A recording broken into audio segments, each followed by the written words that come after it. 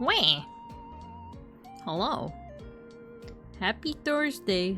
It is Thursday, right? Happy Thursday. Yeah, it's Thursday. It's Thursday. I was doubting myself. I was like, was I supposed to go live right now? It is in fact Thursday. Happy day ending in Y. Exactly. I just ate some food, so my throat's a little phlegmy. So actually, let me clear my throat real quick. Let me mute.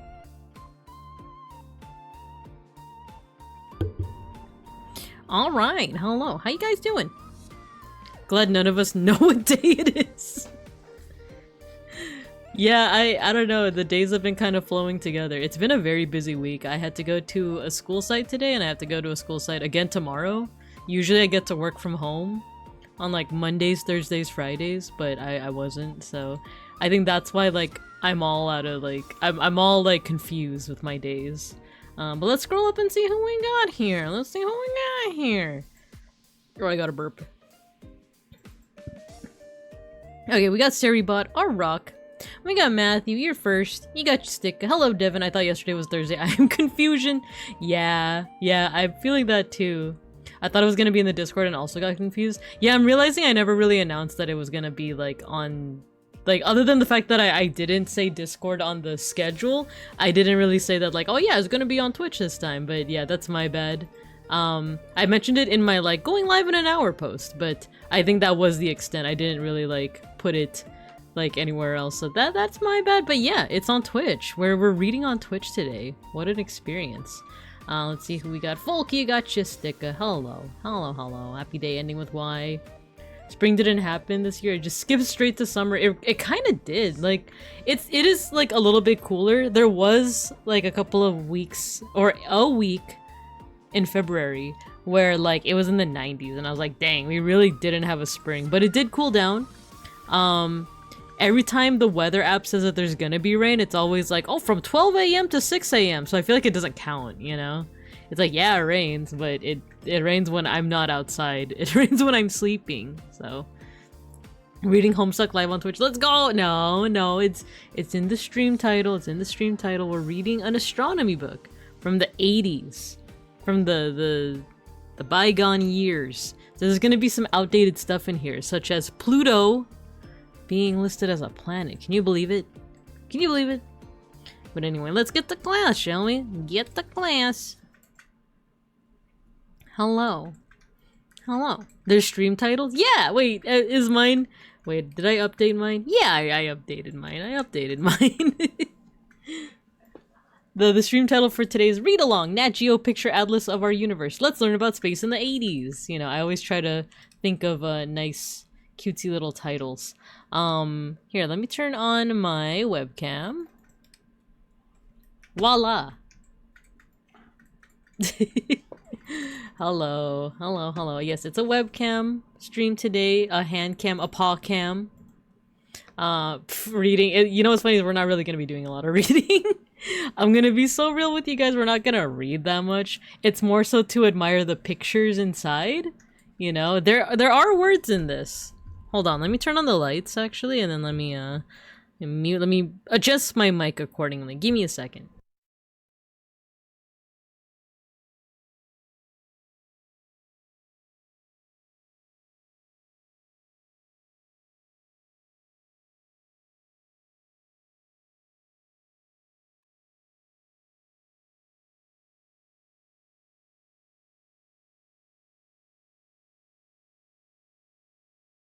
Alright, give me another second. Aw, that light is so bright. Okay. The thing is, I'm trying to like figure out how to like organize my mic so it's not in the way of the book. Okay. Yeah. Is that better? Oh, there's still like glare, but what can be done about that? It's to be expected, as they say in my Japanese animes. I can think of a worse title for stream. Steal a Brainrot giveaway live, steal a Brainrot, free secrets, free Brainrot gods. What? I've never seen a stream title like that.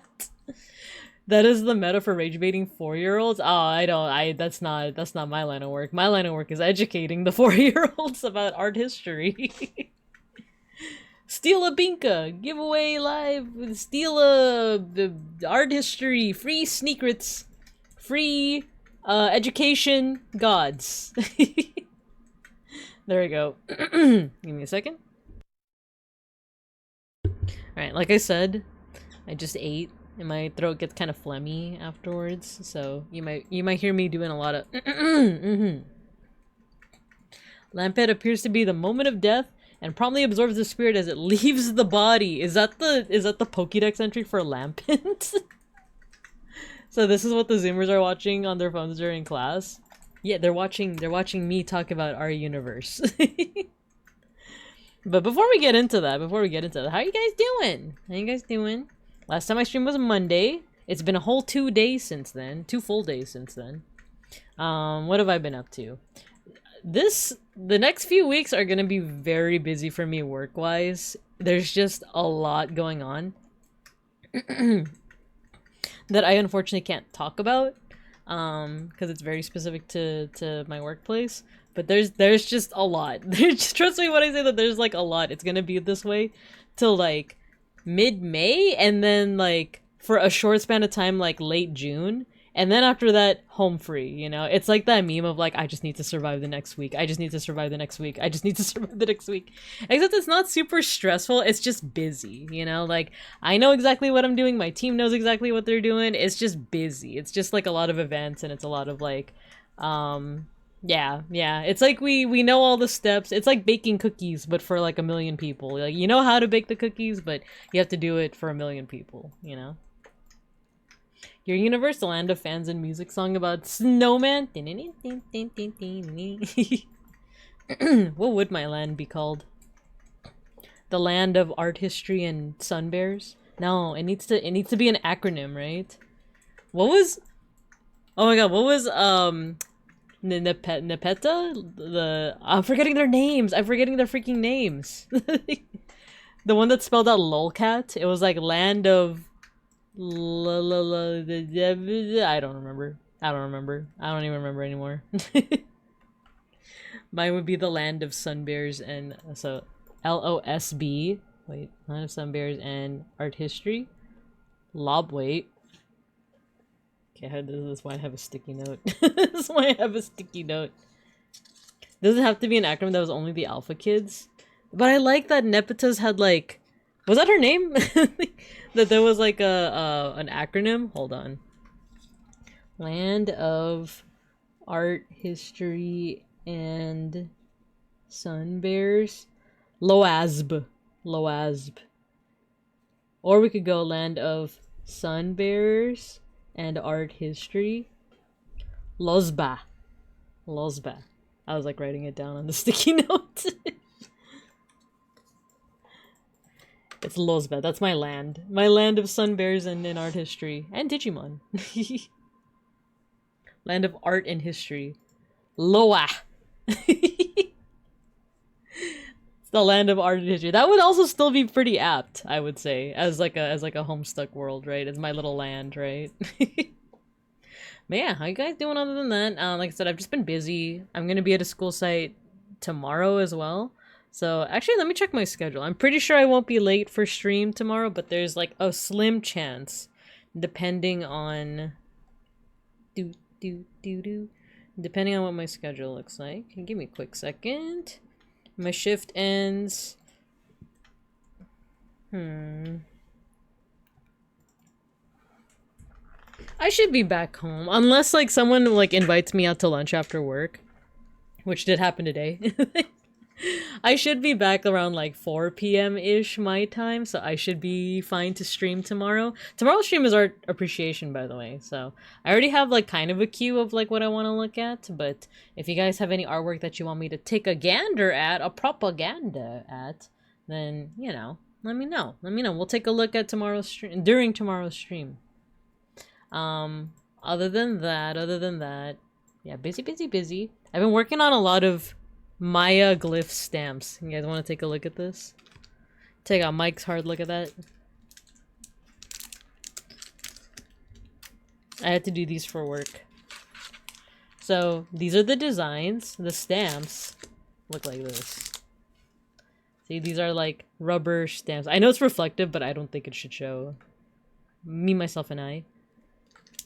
These are all animals. I think this is snake? This is bat. This one very clearly looks like a bat. This one is... I just did this one. I think this is like... alligator? Alligator, shark, snake.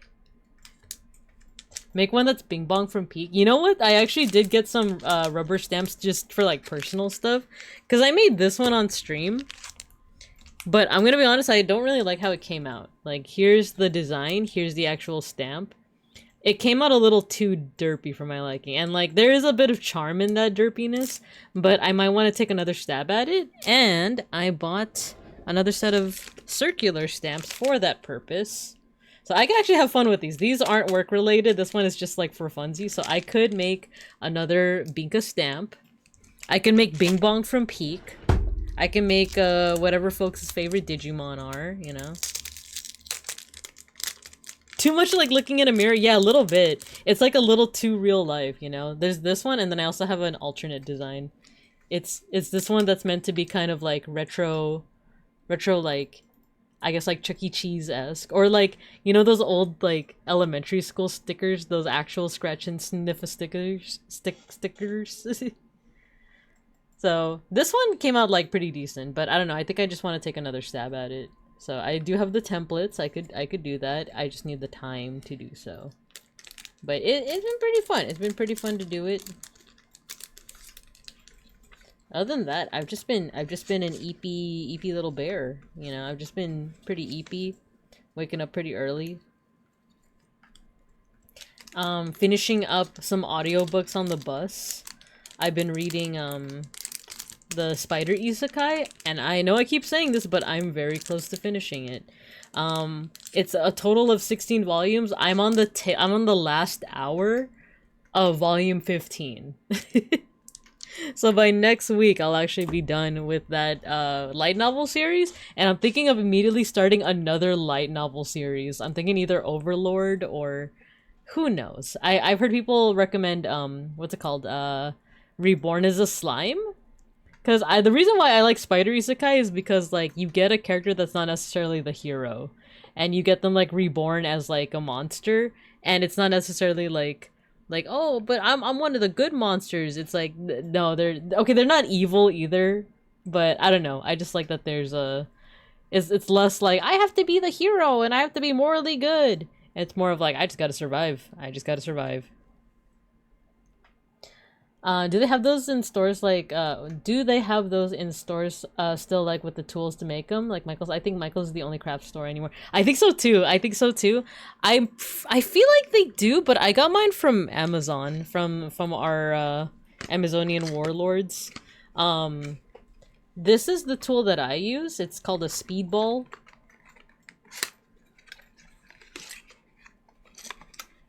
Here we go. Basically what you do, let me actually close the book real quick. So like you open it, you have all these different like tips that you can use. You slot this in. Wait. Where's the opening? What the heck? There we go. You slot it in like that, tighten it up, and then you can carve. Carve into it. I'm pretty sure, I feel like this would be out of Michael's, and then the actual rubber stamps, I'm not 100% sure. All of this I got from Amazon. But I feel like it's worth a look, and it's just worth a visit to Michael's anyway, because like, it doesn't, I don't know, you guys might know more than me. It doesn't seem like it would go out of business anytime soon, but I do feel like, to what Devin said, I feel like we are running out of like craft stores and art stores and stuff. I feel like there were more, and now it's just like, just Michael's. So, I don't know, we have to fund them, we have to visit them, we have to become patrons of the craft stores, because who knows how long we'll have them for. Depressing but true, you know? Tensura and Overlord are very good. Yeah, I like the anime for Overlord. I didn't finish the anime for Tensura because I guess like the beginning part felt a little like slow, But I do hear that it picks up. I hear that it gets really good. See, so you like a monster that is monstrous, actually. Yeah, exactly. Exactly. It's funny because, like, when you watch Spider Isekai or read it, like, it flip-flops between the point of view of, like, the spider person and, like, the human hero. And the human hero portions are so boring. Like, and the thing is, I'm not even the only person to think this. Like, every time I see a review of Spider Isekai, they're always like, the hero portion is so boring. Like, because it's, like, very, very milquetoast. It's very... like what you expect from like an isekai where it's like, oh, reborn as a hero? I have all the powers? I have to do the right thing? I have to avenge my... I'm not gonna spoil the rest of that. It's just so like, I'm more interested in the spider freaking leveling up, evolving. Maybe that tickles the like Digimon brain in me. That's just like, oh, she's leveling up and evolving and she has different choices and she can choose like which way she wants to evolve. She could either be Agumon or Betamon, or she could either be Greymon or Tyrannomon. Excuse me. See, that's that phlegm I was talking about. Isekai and lit RPGs are my jam. Yeah, and I remember you were like telling me about a couple of them too. Tensura has great peaks, but if you don't like slow politics world building, you wouldn't like it much. I will admit, when Spider Isekai gets into it, it gets a little boring. I'm more for like the it feels weird to say like it's not even power fantasy because it's not even I'm imagining myself in power. It's just more of like I do like the whole dynamic of like an overpowered hero. Kind of like, you know, One Punch Man, Mob, whereas, like, they're overpowered, but their struggle is something else. It's not related to how powerful they are. It's like with Mob, it's like, oh, he's super powered AF, but he's, like, socially anxious, and, you know, he just wants a normal life. Stuff like that. Everybody loves Large Chess is free on Royal Road. It's edgy and hilarious, and I feel like it'd be right down your alley. Everybody loves Large Chess. Well, you have piqued my interest, but what about it seems like it would be up my alley. I am interested. I actually did start reading another webtoon. Oh my god, what was it called? The Greatest Real Estate? Hold on. I was reading it on webtoon. The Greatest Real Estate. Real Estate Developer. It's a webtoon. I saw it because, like, people started, yeah, Matthew, it's that one, it's that one. Here, there's the link for people that want to check it out. It's one of those, like, formulaic isekais where it's like, oh, reborn as XYZ, but here it's like, oh, it's a civil engineering student reborn as, like, a spoiled little, like, Baron Prince, and he becomes, like, a real estate developer. And it's like, I would not usually be like interested in anything of the sort, but it's just kind of funny. Like, and I saw a bunch of pictures on Twitter of like this guy's just like crazy like faces and reactions. It's like, all right, I'll check this out. This guy seems kind of insane. I dig that. The MC is literally a trash mob. Overpower MC is synonymous with isekai. I feel like it's, I don't know, there's something different about like, say, like Mob Psycho versus your typical you know, like Sword Art Online type, where it's like the Sword Art Online is kind of like cringe IMO. Where it's like, it's very obviously a power fantasy, where Mob Psycho and One Punch don't feel as much like power fantasies because they have other problems. Like, they have other, like, conflicts, like I said, Mob Psycho being overpowered, but, like, his whole thing is, like, he wants to live a normal life. Whereas, like, the isekai power fantasy is usually more like, oh, don't you wish you were this perfect guy who gets all the chicks, who has all the powers, who, like, if anyone ever mistreated them, they die a miserable and, like, gory death, you know? Let's see, that artist is peak and having fun with facial expressions. I think that's what I'm digging about it. It's peak Korean webtoon. Handyman in Another World is like that, mostly comedy. Ooh, okay. Hello, Nap. Yes, hands! We're doing a little bit of read-along today, but I say read-along, but we're really just art appreciating. We're appreciating the art within this book from the 80s. It's actually a very nostalgic book for me. It's one of the books that got me into astronomy as a kiddo. So, oh, this is kind of reflective, but I'm hoping you're not gonna see my bare face. Well, let's see. Not always power fantasy is definitely a staple, but for some series it could be more of a slow build up to the OP-ness. Yeah, I think that's what I like about Spider Isekai. That's what I like about spider isekai is the slow build-up. I think I'm realizing now that like spider isekai is, by the way, let me actually get the book so you guys know what I'm talking about. Give me a second. I'm gonna step away.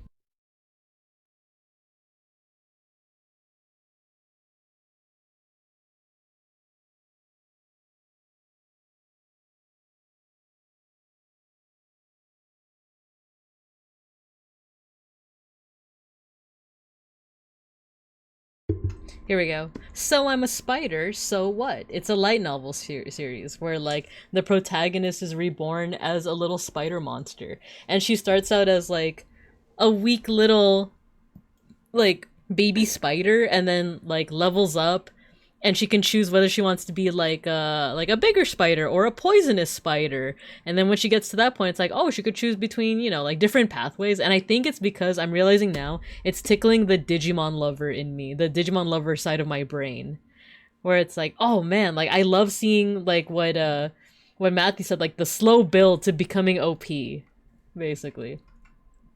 Love an OPM art shown in comedy slice of life. Yeah. That's the most 80s title page I've ever seen. Yeah, I'm really digging it. And it kind of makes me want to like look into how to emulate these styles. Like, it's funny, those like decade studies actually started out as what I call style studies, where like I just want to emulate a certain like typological style or like, you know, something like this. It's like, how do I replicate this? If I wanted to make a Babinka version, you know, it seems like I would use some kind of sans serif font, a thin font, and then like play around with a whole bunch of like Photoshop filters in order to get like a result like this, right? So my decade studies started out that way until they kind of branched off into their own thing. But after I'm done with the decade studies, I do kind of want to do like more style studies where like I look into graphic design stuff like this, or even just like art illustrations and see like what are some hallmarks of say like 80s graphic design.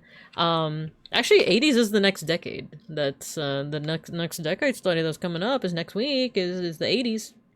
Maybe I could look into that. But I also have some art styles that I also want to kind of emulate. Also, I don't know what happened, like why this got wet. Like, look, it's wrinkly. Do you guys see that? I don't know what happened. This was like a fresh book when I got it. But yeah. Let's see. Ghosty, hello, you got your sticker. Spider, yeah, I love Spider Isekai. So after I'm done with Spider Isekai, I might check out, I already watched the anime for Overlord, but I'm down to read the light novel for it, or rather listen to the audiobook for it. Or Reborn as a Slime. I don't know. I like I said earlier, I like stories where the monsters are monsters.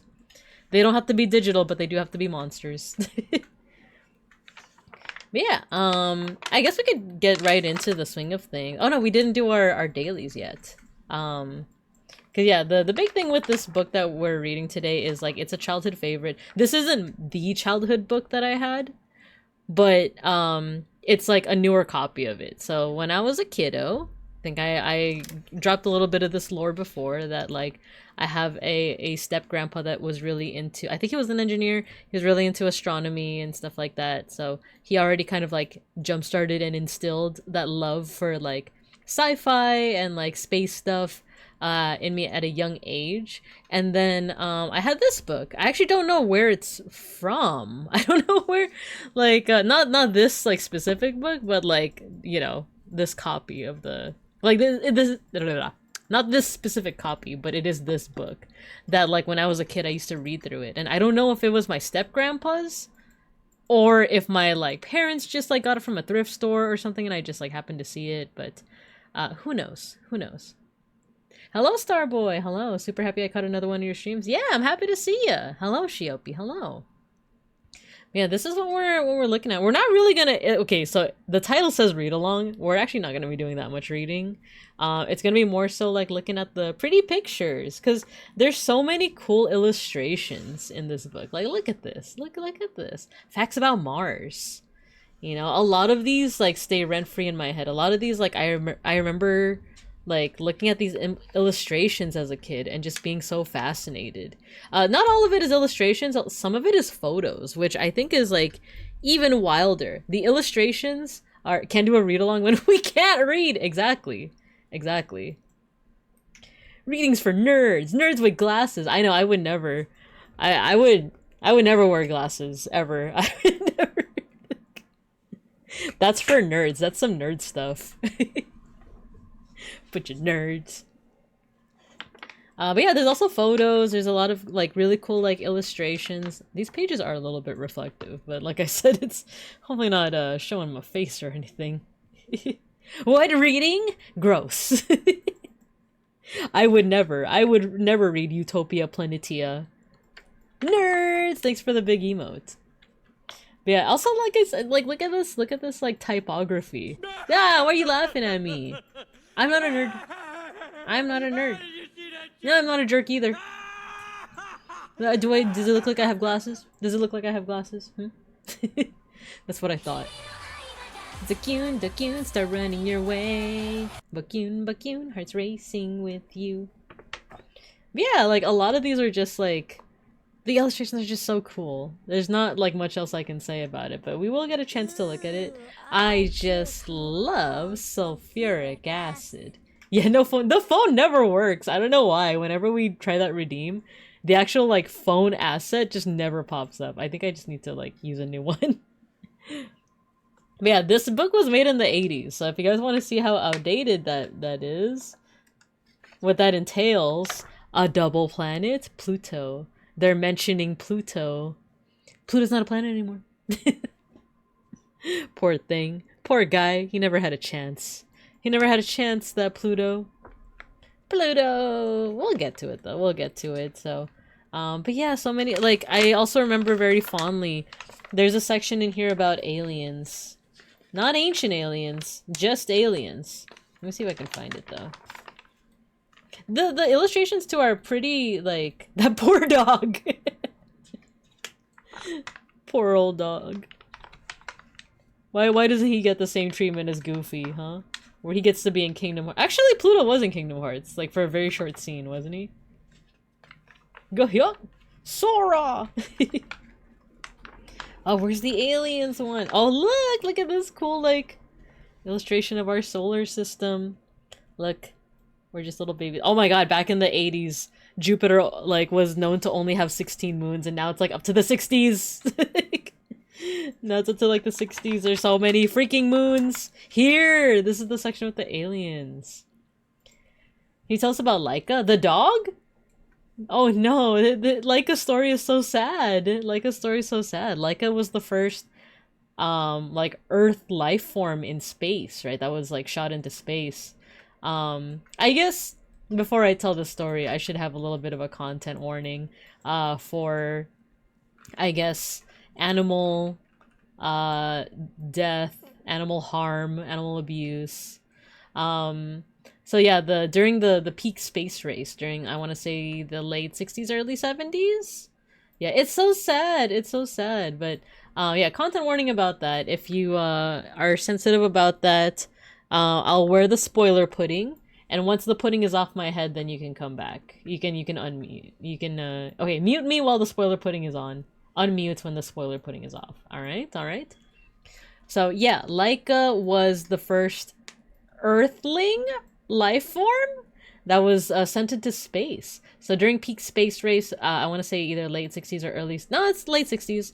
Or maybe it was earlier, because we landed people on the moon in the late 60s. So maybe early to mid 60s is when Laika was sent to the moon. Laika was a doggy. When the pudding is on Binka's head, mute to avoid spoilers. Yeah, thank you, Matthew.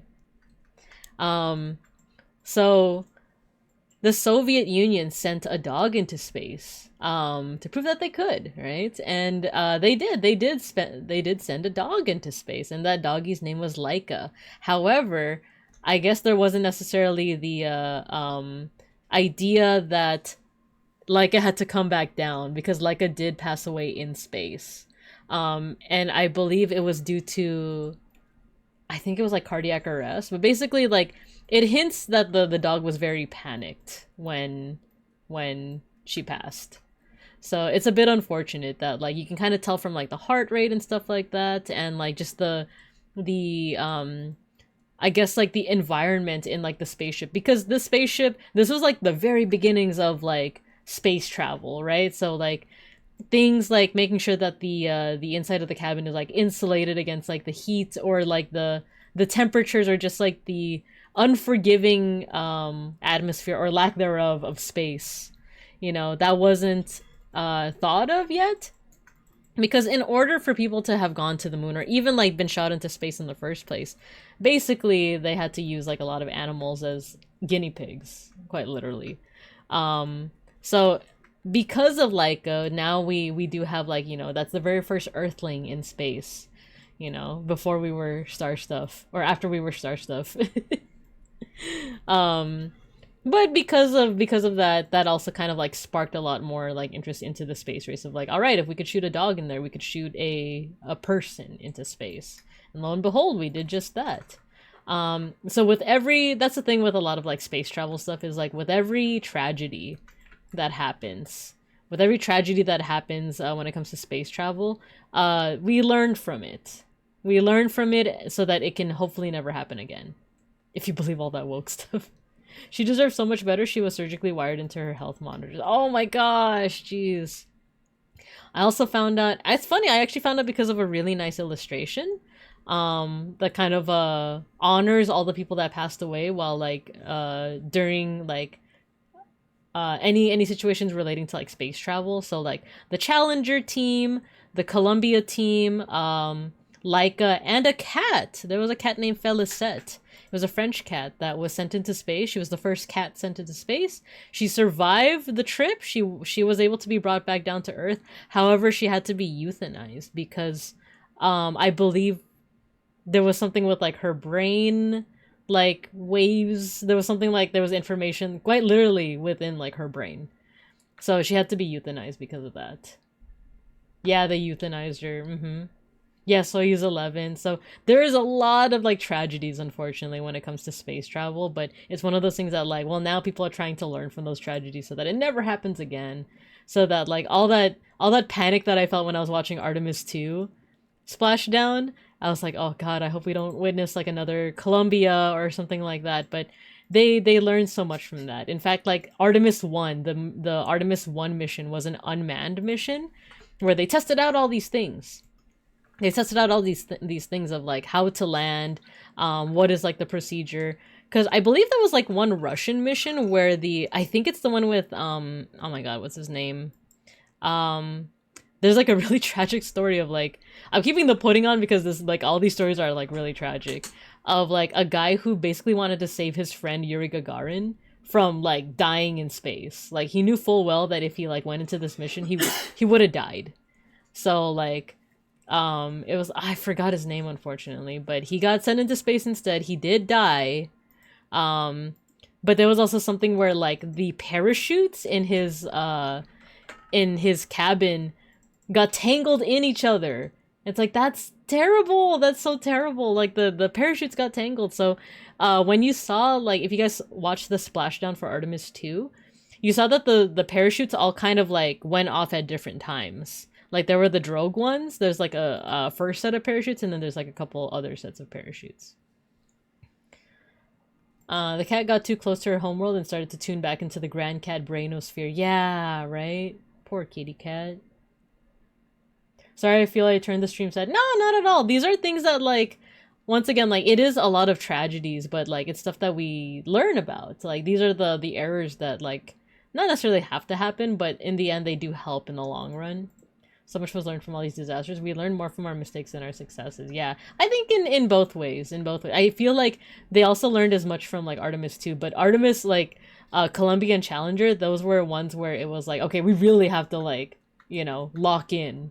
We have to lock in and make sure that this never happens again. So, yeah. So, yeah, I kept the pudding on my head because all of these are such sad stories, but I think at this point we can go ahead and take off the pudding. We could take off the pudding. So yeah, that's what this book is all about. Astronomy.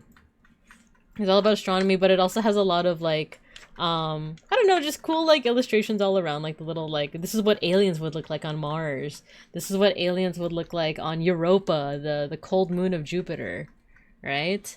This is what aliens would look like on Titan, Saturn's icy moon.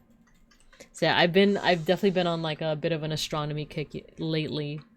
Before we get into all of this though, I know I said it before, but I'll say it again. Let's do our dailies. Let's at least do time guesser. Let's do time guesser. And then we'll get into the read along. The fart dogs of Titan. Exactly, exactly. Alright, so let's do Smasher passes crazy. Alright, time guesser. What do we got here? Ah, Great Wall. Bro is having a time right now. Oh, is this like some kind of marathon on the Great Wall? Thing is, I know that the Great Wall is in China, but like where in China? I actually don't know. Can you see it from this map, mayhaps? Like here's a border. Is this the Great Wall? Is this the... I can't, I legitimately can't tell. Like you would think, right? Like this is a huge like little border thing.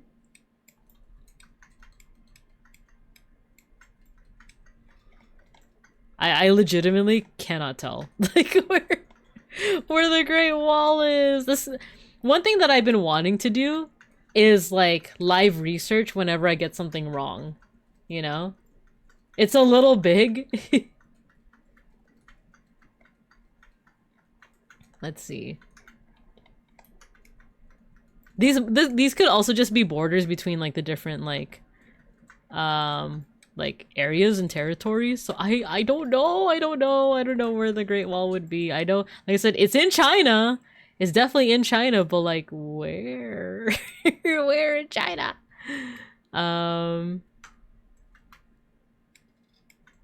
Let's put it I don't know, right here. Time period wise, can we glean any information from this? What is this? The Great Wall. The Great Wall. I'm not seeing too many like... I'm not seeing too many phones, but then again... Yeah, I thought she was holding a phone, but not really. The quality makes me think that it's like early 2000s or like 2010s even. The hair kind of feels like 2010s. Maybe 2010? Old camera? You saw a great one? If it's so great, where's the Great Wall 2? Where's 2 Great 2 Wall? And Great Wall 3? Beijing Drift. You saw a great one? Looks like 2005 to 10 to me. Yeah, something about the camera quality reminds me of like early 2000s to early 2010s, right? Let's say 2009, my graduation year. Make a guess. Oh, 2009! Got it spot on. Runners facing a bottleneck at the Huangyaguan section of the Great Wall as they navigate a notoriously steep, narrow, and winding stretch over 200 stone steps during the 2009 Great Wall Marathon of China in the outskirts of Beijing. Okay, so it's close to Beijing. Is that also, hello, Gojikins. Hello. So this is worth looking into, right? Let's go to Wikipedia real quick. Where does the Great Wall actually, like, start? So, Great Wall of China. And did you guys hear that, like, I remember growing up, people used to always say that the Great Wall is visible from space? Turns out it's not. Turns out if you're on, like, the International Space Station, you actually cannot see the Great Wall of China. It's pretty cool, though. It's pretty cool. Let's see. Wan Li? Cheng? I need to practice my tones. 10,000 li long wall. Oh wow, that's a great wall. Series of fortifications in China. They were built across the historical northern borders of ancient Chinese states and Imperial China as protection against various nomadic groups. Let's see. Ah, this is a pretty handy map. Okay, so it looks like, yeah, it's a little bit more to the north, almost getting into like where Mongolia is. Important tourist centers. It does get a little bit into North Korea as well. Ah, okay. So a little bit to the north. And it looks like one of them like is close to Beijing. For some reason I thought you were gonna say, where does the Great Wall live? Where does it live? Oh, give me a second. I accidentally unplugged my headphones. There we go. With a strong enough lens, everything is visible from space and viable even. Can you imagine, like, did you guys know that there is a lens in the International Space Station that is watching you right now? It's watching you right now. It's so wave, you should wave. Okay, so we now know that the Great Wall is closer to the northern side of China. So maybe even like a bit of a border between China and Mongolia. So good to know. Yeah, that's something I want to practice, is that every time I get something incorrect with Time Guesser, I want to actually like research it. I want to actually research it. I'm taking a lot of like inspiration from nap streams where it's like, what's wrong with just doing some on the fly research, right? What's wrong with that? You can connect it with a dipole antenna. The more you know. Hello, Babinka's FBI agent. Dude, my FBI agent, like, they think that they're gonna find something whenever I go on incognito mode, but I'm only going on incognito mode to ask like the stupidest question. I think today I googled something like, what happens if you fall in a sinkhole? I think I was like, do you just like do you just automatically die? Like, do you just like is it the fall, or like what actually like kills you in a sinkhole? And it's because I was passing a part of the city where like a couple years back there was a sinkhole. And I immediately, like, the intrusive thoughts were like, would I die? Would I die? Like, if that were to happen right now? Yeah, it's just that the question was injury. Yeah, see? Gojikins has probably met my FBI agent. It's just like, she just asked, like, the stupidest question. She keeps Googling how long it takes to boil an egg. I understand the first time, but why do you do it every time? Why aren't you memorizing the times? I guess it's old, black and white and horses, maybe 1930. Well, it depends on the context, because, like, this looks like a parade. However, the cars were invented by the 1880s. However, they were kind of like a, they were more so like a plaything for rich people up until, like, the 1920s. So, you could be right. You could still be right. Let's see. You will find that the fall rarely kills people, bearing heart condition. The impact, however. Yeah, I think it is the impact, yeah. Where do you live where there's sinkholes? I live in, so, the, I hate rich people. It's true, I do. I live in a place called Los Bincos, which is also a euphemism for another very popular city in Bearmerica, California. But Los Bincos is a very large city, so I feel comfortable with telling you guys I'm from there, because it could be like, oh, where in Los Bincos is she from, you know? It's a big city. It's a very big city. It's too big, actually. So, but there are spots where, like, there was a, I don't know if it was a sinkhole, per se. It wasn't, like, those, like, deep sinkholes, but there was, like, a part of the road literally, like, collapsed. Like, a part of the road, like, collapsed at one point, so... let's see. Yo, Zako, thank you for the 5-stream streak! Can't talk too long. They found me. I've been forced to be sent to Cancun. I forgot the oh! You too? You too? We were just talking about FBI agents. Good luck, Zako. Wish her luck. Rich people. Really? Which one? Oh my god, that's insane. I hope nobody got hurt. Yeah, I don't think anyone did. I think, the reports was that it was, like, something to do with, like, faulty, like, pipes, water pipes. I don't think anyone, like, got hurt. But I just remember that being like, whoa, that's a thing that can happen in Los Bincos. That's crazy. Alright, so let's see what we have here. I do think that, I don't know, call me crazy. I think this might be British. This might be Great Britain. Might be British. So maybe London. Clothing-wise, yeah, we're not seeing, like, kind of those short... Oh, could this be... some kind of, royalty-related thing? Like the royal family? I'm not seeing... Oh, no. Is this Prince... who was before Elizabeth II? It was her father, right? Was it, like, Edward VII or something like that? I mean, it does look old. Like, look at this woman over here. She's wearing a longer dress. Whereas, like, by the 1920s, they would have started wearing, like, not short, but, like, showing the ankles type dresses, right? Usually caused by a leaking pipe. A mace bearer. Is that one of these people? Oh look, that's a sword. Kind of off topic, but like I went to a friend's place a couple of days ago, and her boyfriend has swords. Her boyfriend has like a small sword collection, and I got to like see it. And it's funny because like my reaction to seeing the swords was very different to Beans, because Beans picked me up that night too. So I told Beans like, oh, do you want to see my friend's boyfriend's like sword collection? And he's like, yeah. Yeah, I do. So when I was holding the sword, I was so scared because it's a real sword. Like you could get cut on it. Like you could cut your finger on it. You could cut something on it. And so I was like extremely cautious, right? Like I took it out of the sheath, but then like I put it back in the sheath like right away. And then my friend also had like another sword that didn't have a sheath. It was wrapped in like gift wrap. And he was like, yeah, I don't really have a sheath for it yet. That's why I'm using Christmas wrapping paper. And then he like put the sword over his shoulder, and that made me panic. I was like, oh my god, you have like a spinning fan behind you.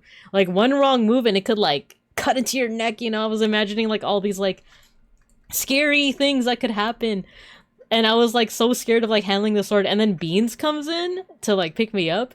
And then like he's like, oh, take a look at the sword. And he just like takes it out of the sheath. He's like he's not swinging it around, but he has like no fear as he's touching it. And like someone even pointed out, my friend even pointed out that like your guys' reactions to the sword is like very different.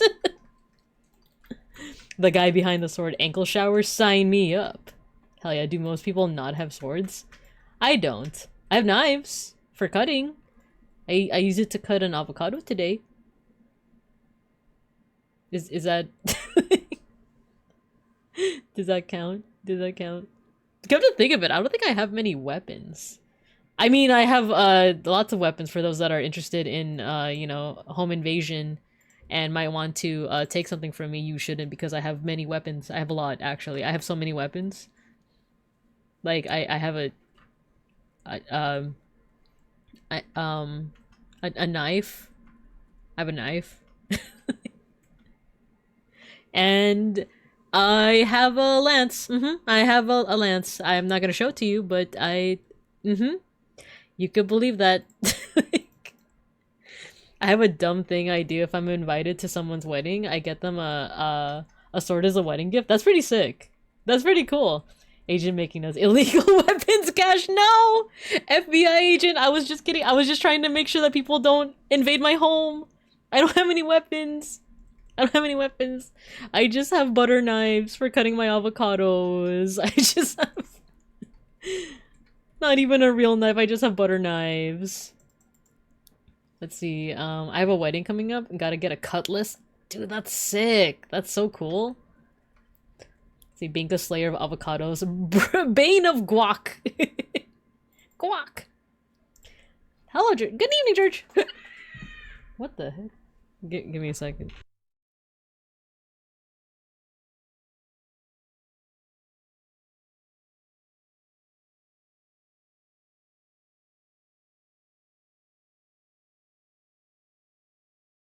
I don't know if you guys could hear that, but I thought it was like a cat yowling. I think it was just a kid. I think it was a kid like outside like screaming. But didn't it sound like a cat? It sounded like a wah!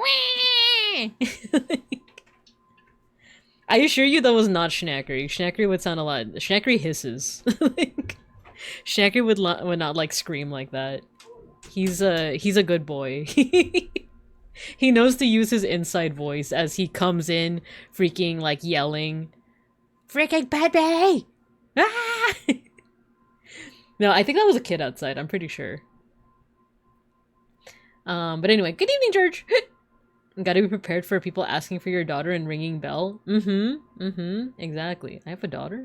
Like, what if food bowl was empty? Nah, my mother-in-law just came home like probably like an hour and a half ago, and the cats associate my mom-in-law coming home with food because she's the one that feeds them. So they were just fed. But then again, you guys know cats. It's like They could eat like 30 minutes ago, and yet they'll act like they haven't eaten in years. They're nothing but skin and bones. Right? My cats act like they're freaking skin and bones when they're not fat, cute little loaves. Loaves of furry bread. They're like the, you know, the meme of the cat being like, why is it empty? And it's like there's still food, but it's just not the food in the center because they get whisker, what is it, whisker exhaustion or something like that. Anyway, we haven't finished looking at this picture. Is this the 1910s or something? Yo, Mega Bronson, hello, welcome. Thank you for the raid. I was lurking a little bit in your stream when you were playing Minecraft, and then you guys switched to Overswatch, and I was like, never touch the stuff. No, I'm just kidding. But hello, thanks for the raid. How you doing? How was Overwatch? Did you guys get the dubs? Yeah, welcome. Hello. I know that you were also doing a lot in Minecraft. I've been wanting to hop on, but I just have like a lot of work to do. I have to like make Maya stamps for work by tomorrow, so I won't be able to hop on today, but I've been seeing all the things that you've been up to, and it's like, I wanna hop on. I'm still working on my hotel too, and it's funny, I'm not as Minecraft brained as I was like a couple weeks ago, where I'm like constantly thinking about it and constantly thinking of builds, but it has gotten to the point where like during my daily commute, like I have like a bus stop where it's like in the middle of a bunch of apartment buildings. Like it's a like residential area, but there's like apartment buildings instead of houses. And I keep on getting inspo every time during my commute. I'm like, ooh, I could build that in Minecraft. I could build that apartment building in Minecraft. I could stab people in Minecraft with my butter knife. Anyway, yeah, for those wondering, Mega Bronson, I was talking about I don't have any weapons. I'm realizing that I don't own any weapons other than my butter knives that I use to cut avocados. So I'm unfortunately a little bit vulnerable. Unless you count for any would-be invaders, I also have the power of God and anime in my side. On my side. Not in my side, but on my side. I do have a Bible. I do have like, it's one of those like, quote-unquote woke Bibles. I forgot what it's called. It's called like the New Revised Edition. It's that Bible, so, you know. I have the power of God and anime on my side. Let's see. We indeed had dubs. The projects we're working on are a village building, and I'm building bear statues. Yeah, Mega Bronze has been building these cool bear statues. I await the gummy bear. I have been stabbed plenty in Minecraft. Not with my butter knives, you haven't. Don't you also have the right to bear arms? That's true. That's true. It's funny. I've only handled firearms like once in my life, and it was at a shooting range.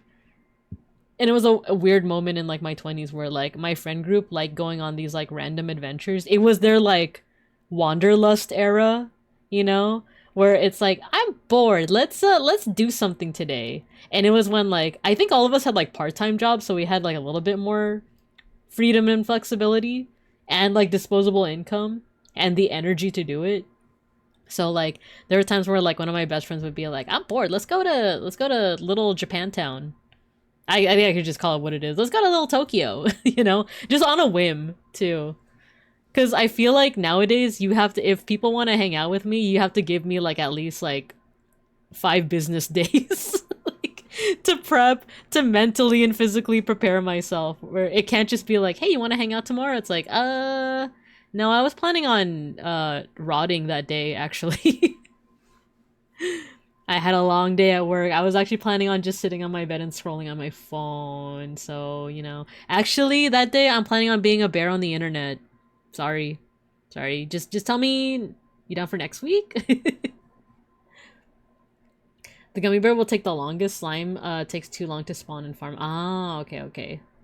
Little tokes. Little tokes. Saying people keep trying to drop last minute plans on me. Oh my gosh, it's like I get it. It's like I like the fact that I'm still being invited to things. I like that I'm being invited, but it's like I need some time to prepare. I was hoping to just chill today, you know? Even though it's like if I just go out and like hang out with the friends, that's probably gonna be a good time. Like, you know, like with everything in mind, with every time that I have gone out with friends, it seems like it's gonna be a good time hanging out and being social, eating grass. Usually a good time. But I don't know. I don't know, man. I think it's a government ploy. Anyway, we do have an ad break coming up. You have an ad break coming up in about 20 seconds, so I'm gonna go ahead and grab some water for myself. It's been a while since I've had like a sweet treat. I need like a sweet treat or else I'm gonna go insane. Peg School, hello, hello. We're about to go to ad break, but afterwards we're gonna finish off Time Guesser, and then we're gonna do our little read through. Art appreciation, I guess. Alright, I'll see you guys in a bit.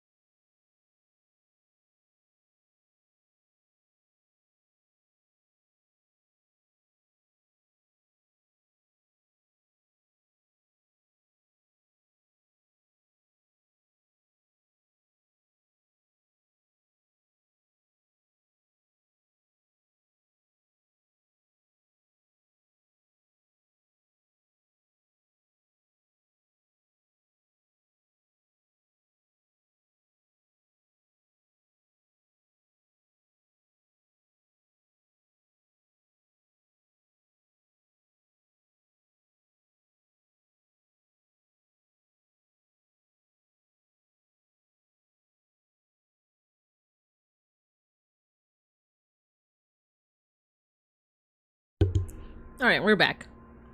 We are back. I got myself a sweet treat. There was a Kopiko candy. Have you guys ever had that, like, coffee candy? So I got my sweet treat. You might hear me, like, not chewing on it, but I'm eating it. Let's see. You guys are exploding. You guys are getting your stickers. Let's see, you're lurking. Thank you for the lurk. Beeplebees, hello. Just popping in to say hi. Hello, Beeplebees. Before I lurk, I left you a banner thing in my box. Apparently you can use them like a bunch of times when I made like 9. It's for the loom. Oh, cool. I haven't figured out how to use the loom yet, but I'm down to figure it out this weekend. Though the thing is, I forgot to tell you guys this, but I might be going to the Ren Fair this weekend. I'm not gonna say when, but I might be going with a friend, and then we might go again another time. But yeah, you got your sticker. But yeah, because of that, I do have to like, I feel like I want to like shop for something to wear. But alrighty, we'll go back to class. We have to figure this thing out. So this looks like it's an event for like British royalty, right? And I feel like this is the main guy, and that's obviously not, or at least to my knowledge, that doesn't look like it's Elizabeth II. The king before her, I think, was her dad. I don't remember if his name was like Edward or something else, but I feel like that happened, like the switch over, like no, when did she come to power? I want to say like she came into power in the 50s. When did he come into power? The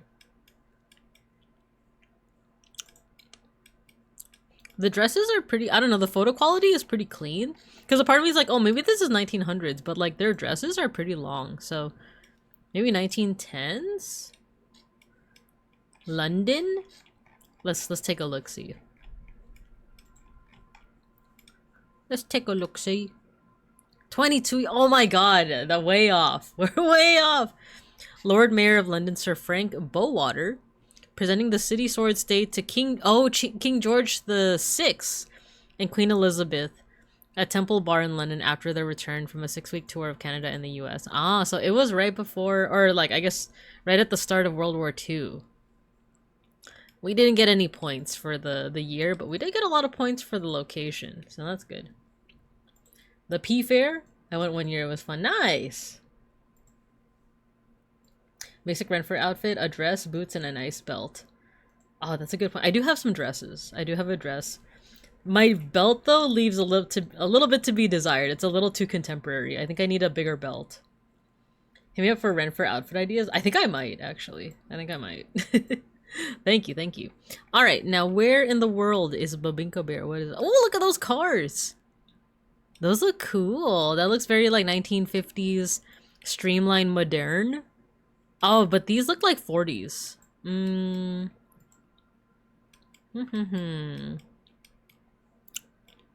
It does seem kind of like streamlined modern, so we could say, let's say 50s. Question is where? These cars look sick. What the heck? No, actually that looks like 40s. The like rounded like edges of like cover the car, like the fender that covers the wheel. Looks kind of 40s. Maybe it's late 40s, early 50s. Let's say like 49. Restaurant Schuttgarten. That sounds Germanic. That sounds Germanic. Oh, no, we have a flag. That's the flag of Switzerland. Maybe we're looking at Switzerland. Go to Zurich. Zurich, 1949? Ah, dang. It was late 50s. Early 60s. Late 50s. Street scene at the Zurich Central tram station during the late 50s. So not too bad. Still pretty good on the location, though. Location, location, location. Alright, round 4. I like Switzerland. The flag's a big plus, but you'll have to see it. Alright, is this the set of Rock Hard? Oh no, Walk Hard. It's funny, me and my fellow educators, like I said, Atlantic City Expressway.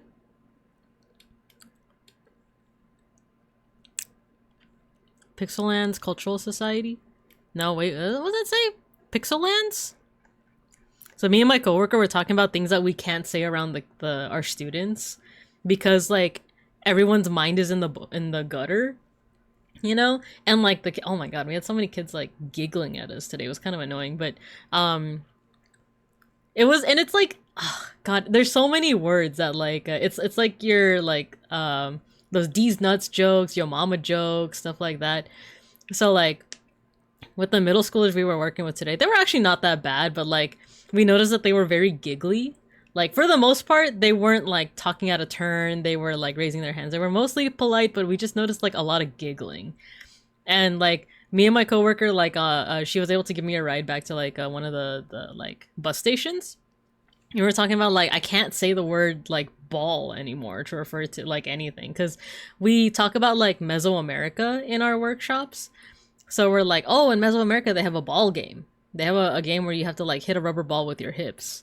But even just saying the word ball, like, you know, gets giggles from the kids. And then there was like I think a bead or a necklace or something. I forgot what it was that we were looking at, but I had mentioned something of like, oh yeah, like the hole on the side could indicate that it's a necklace. But I think I said something like, oh, what could go into that hole? And then the kids immediately started giggling, and I'm like, dude, like, even the word come. like, you know, the verb for like to arrive somewhere. Like, not the sexual like verb, but like the ordinary ass verb. Sorry, the ordinary verb. like even that is getting giggles, and it's like, man, we can't say nothing anymore. We can't have anything. Your mom was so fat, she's nice and healthy, getting ready to hibernate for the winter. There you go, Devin's got the right idea. Remember, guys, a fat bear is a successful bear. Let's see. So, being a teacher prepared you to be a VTuber. Yeah, arguably, yeah. I feel like there is a weird intersection with education and like VTubing in terms of like how to address your audience. I do feel like there is an intersection there. Okay. So it says Atlantic City, but guys, Cubs, where's Atlantic City? It has to be on the Atlantic Ocean, right? Where actually? Where do you guys know? Do you guys know? My geography for anywhere that isn't Los Vincos is pretty trash, actually. So, but I could tell you where things are in Los Vincos. I can tell you where things are in Los Vincos. You guys want a Hollywood? It's right here. That's West Hollywood. That's different. This is Hollywood. North Hollywood isn't even in Hollywood. Atlantic State? Which one's Atlantic State? Like... Listen, man. I remember the 13 colonies. Which one of them is called Atlantic? Oh, wait. There's Atlanta. That's not the same as Atlantic City, though, is it? Is it? I don't know. You guys tell me. But, like, you got your Georgias, your Carolinas, your Virginias, your Pennsylvanias, your New Yorks, Vermonts, your New Englands. Small one in the top right. Do you? All right, we gotta do it. Give me a second.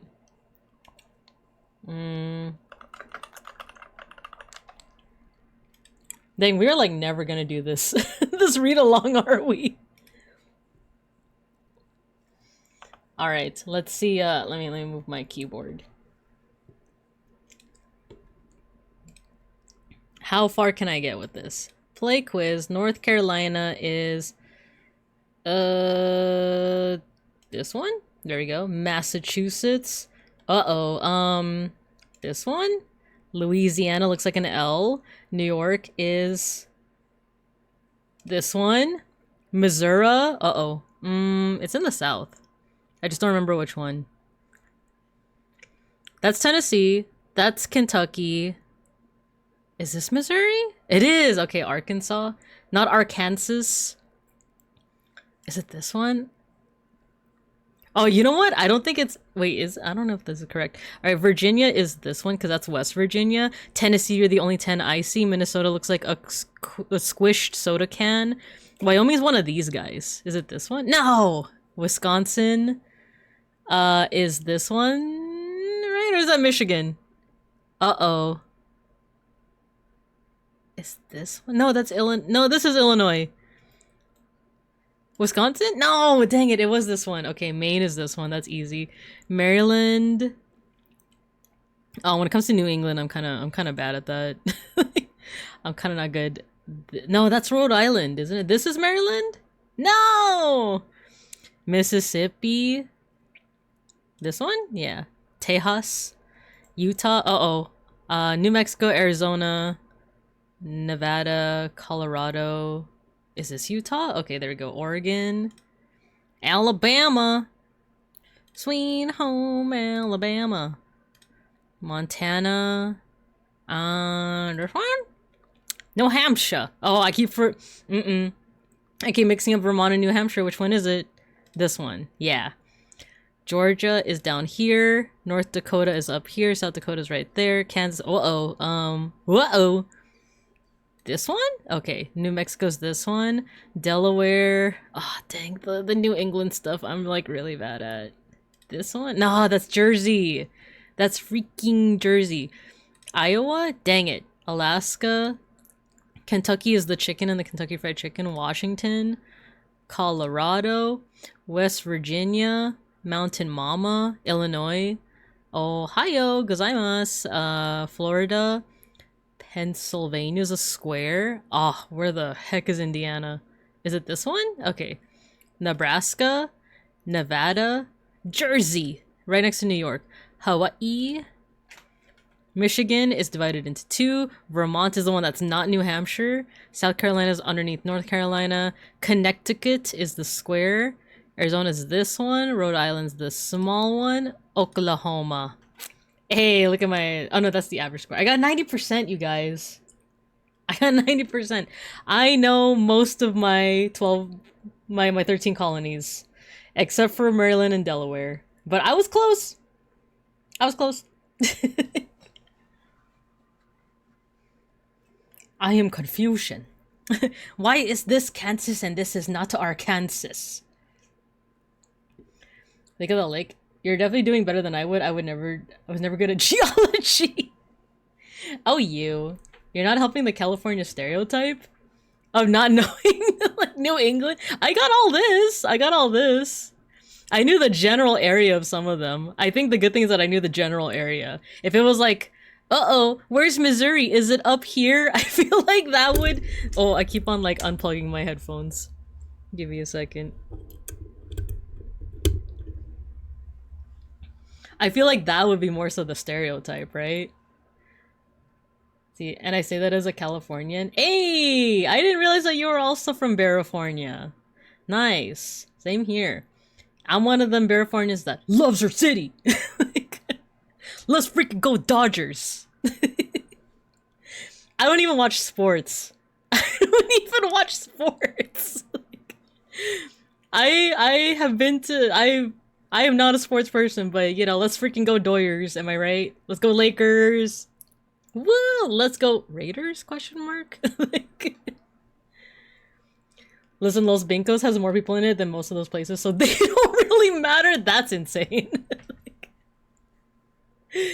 oh, boy. But look. I did pretty good. Are you guys proud of me? Give me a gold star. Give me a gold star. Okay, that being said, where is Atlantic City? Where is Atlantic City? I forgot that's the whole reason I even did that is because I don't know where Atlantic City is. I saw Atlanta. That's not the same thing though, is it? Is it? Alright, we're just gonna put Atlanta. We're gonna put... What does this look like? The like fashion is a little bit more casual, so I would say like any time past the 50s. Let's say 59. Do you want to know the state? Yes, please. Isn't Atlantic City in New Jersey? Is it?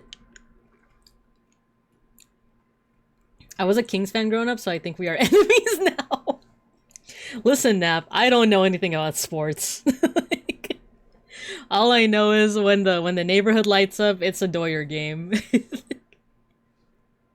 As a Berrywood fan, may I recommend Welcome to Horror World by 9 Kills for a Rave later? Let's do it. Yeah, let's do it. Put that on here. Very nice. There's a New Jersey? Okay. There's a New Jersey? You tell me that there's a new... Oh, yeah, there it is, Atlantic City. Thank you. You guys coming in with the clutch. Alright, let's say 1959, Atlantic City, make a guess. Okay.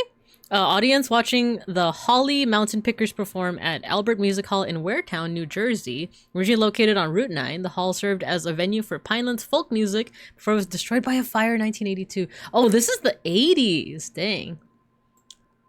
Later rebuilt at a different location that still operates today. Ah, okay, okay. Last round then. Last round. Pretty interesting stuff. Clearly, this is when Magellan invaded the Philippines. Mm-hmm. I know colonizers when I see them. Look at this MFer right here. Utrecht, Haarlem, we're in the Netherlands. We are in the Netherlands. It does say, wait, Utrecht and Haarlem? Like the Globetrotter? No, I'm just kidding. I know that Haarlem comes from, the name Haarlem comes from the Dutch, right? Like the Globetrotters from Scooby-Doo? Have any of you guys been hit with the, like someone not knowing that a character originated from something else before they were on Fortnite? Have you guys heard the Chun-Li from Fortnite meme yet? They know Scooby-Doo! The black and white throws everything off. It does. It really does. Amazing what a foreigner learns by proxy when exposed to American pop culture. Yeah, exactly. It's John Wick from Fortnite. Wow, I love Chun-Li from Fortnite. I love Hatsune Miku from Fortnite. No, I don't associate with Fortniters. Uh-oh. Uh-oh, don't look at it. No, actually, I don't think I ever played Fortnite on stream. I think I only ever played it off stream. Because I feel like the streamer debuff would be too much for me. I'm pretty sure that looks like, this is probably celebrating Dutch artists, like, Hieronymus Bosch, maybe? Are we celebrating Hieronymus Bosch? Welcome to detention. Wait, what was I talking about the Fortnite stuff? Oh, like oh man, the Harlem Globetrotters from Scooby-Doo? That's what they're from, right? That's what they're from. Okay, so this is Amsterdam. Or I don't know if it's Amsterdam, but it's definitely like the Netherlands. Question is when? We're seeing some folks. I can't tell much because they're in costume is the thing. They're in period piece costumes. Hair-wise though, we are seeing beards. Actually those look fake. Some of these look fake. Like the beards. So a lot of these guys are clean shaven. Something is kind of giving 60s. I don't know what it is though, because it could be wrong. But there's something about, like, I don't know, the suits or something like it is giving, like, 60s. Let's just say 69. Nice. 75, it's the 70s, okay. A group of performers dressed in 17th century costumes recreating Rembrandt van Rijn's painting The Night Watch during the Aalsmeer Flower Parade in Amsterdam and part of the city's 700th anniversary celebration. Wow, your city's 700 years? Wow. Okay, our score wasn't too bad. It's still in the 30s. Nothing was like radically like off. It's mostly the years, right? Mostly the years.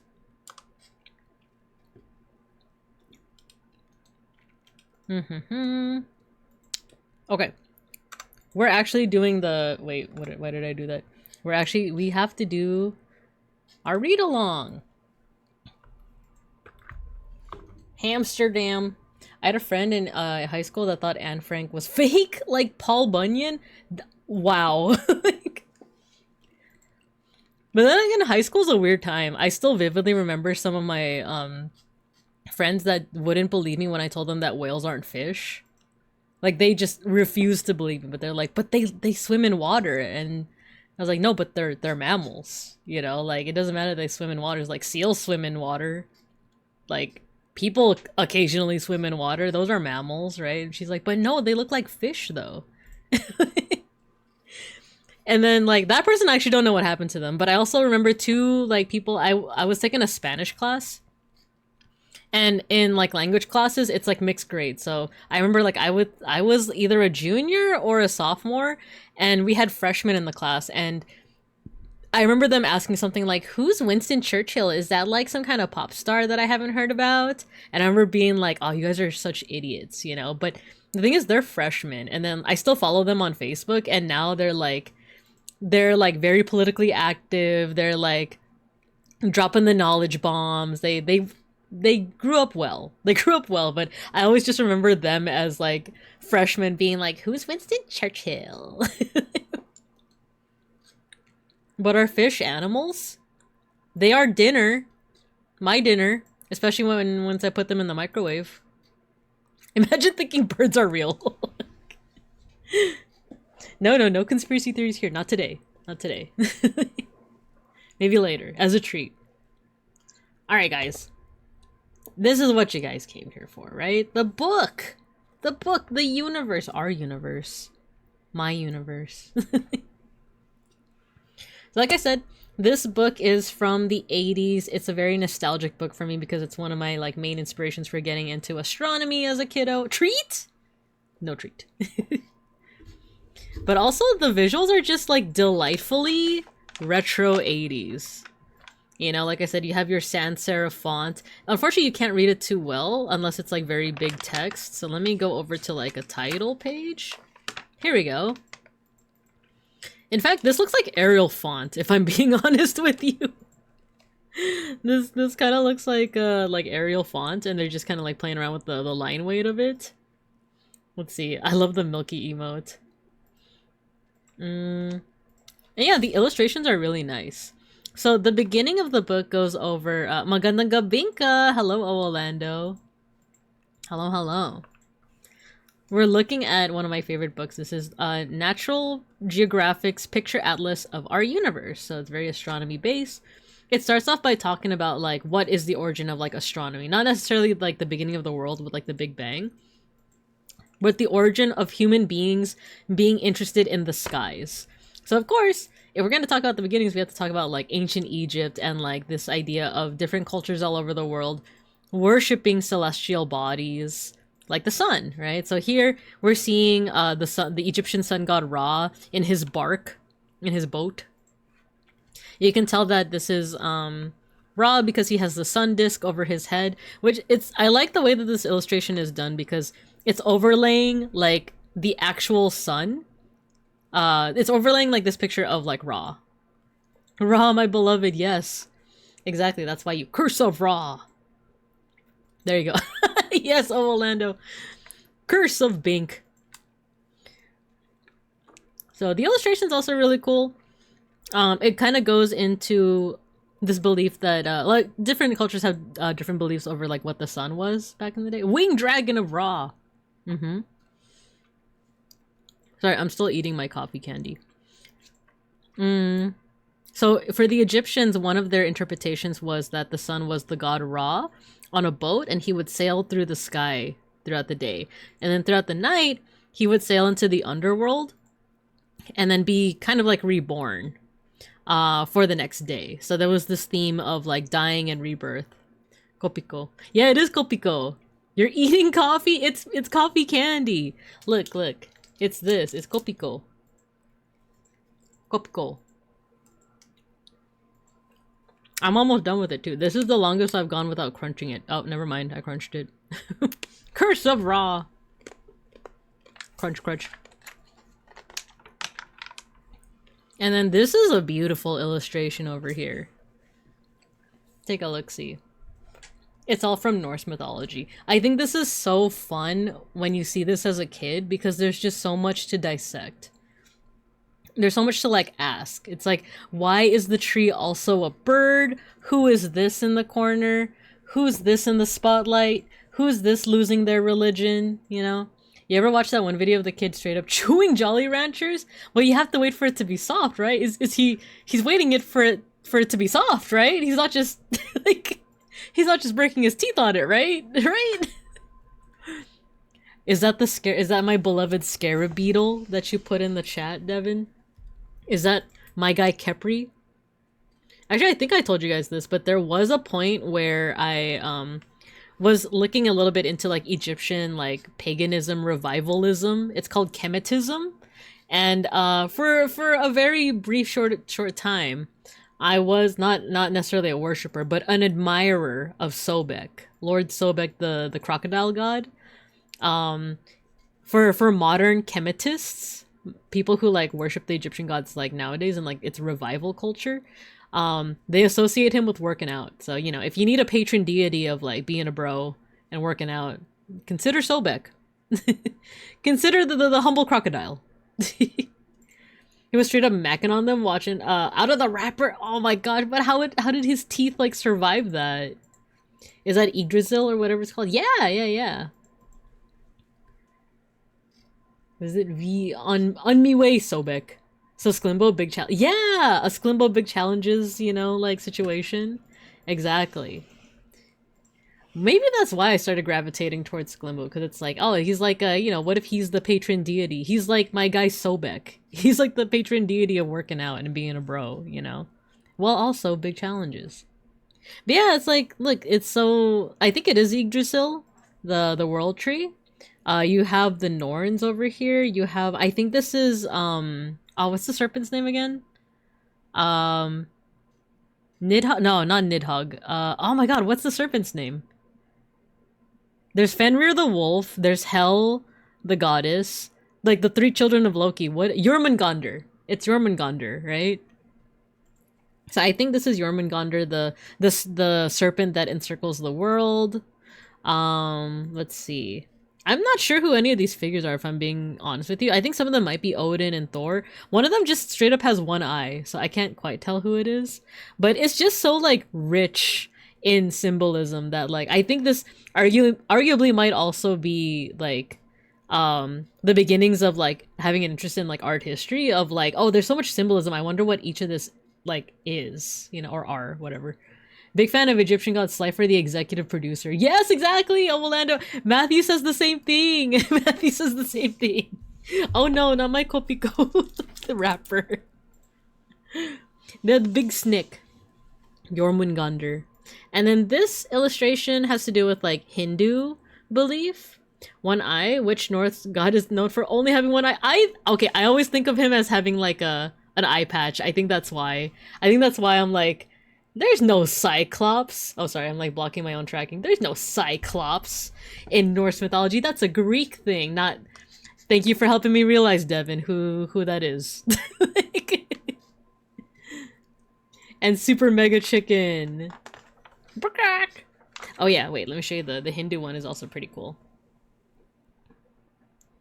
So according to the caption, it says here, Brahma, says Hindu tradition created the universe from a golden egg. First he made the waters and in them put a seed. It grew into an egg which Brahma split open. From the golden half came the heavens, from the silver half earth. From the egg came all creation.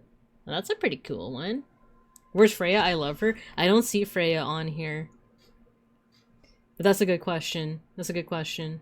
Marvel movies have done a number on Norse mythology. They kind of have. You don't pronounce the A at the end? But then how do you differentiate it from her brother? Frey and Frey? I'm not questioning you. I'm just like, it's more of an honest question. How do you differentiate from her brother? Or is it like a different pronunciation? Is like Frey or something like that? Oh, not for Freya. Okay, wait, for who? Oh, for the Hindu ones. Oh, Brahm? Is it pronounced Brahm? Brahm? I was trying to get good at pronouncing Buddha and Parvati, but I want to also improve on the other names. There's a picture of the solar calendar. or a solar calendar. I believe it's in Stonehenge. George Chung is the right arm. Oh! The flat earthers are gonna love this one. So this is once again a book from the 80s, and it talks about how like ancient peoples knew that the world was round through simple things like if you're on a ship and you're like heading towards an island, like Rama is just Ram. Oh, okay, cool. Thank you for teaching me that. But yeah, here's a fun thing for the flat earthers out there. For the ancient peoples on the boats, they noticed that like when you're coming onto an island, you're seeing the top part of it first before you see the rest of it. And then there was even an experiment with uh-oh, what did I do? I clicked on something and now my stream info is all over the place. Whoa. Give me a second, I need to... How do I fix this? What do I do? Okay, there we go. The earth is flat, it's just slightly curved. No!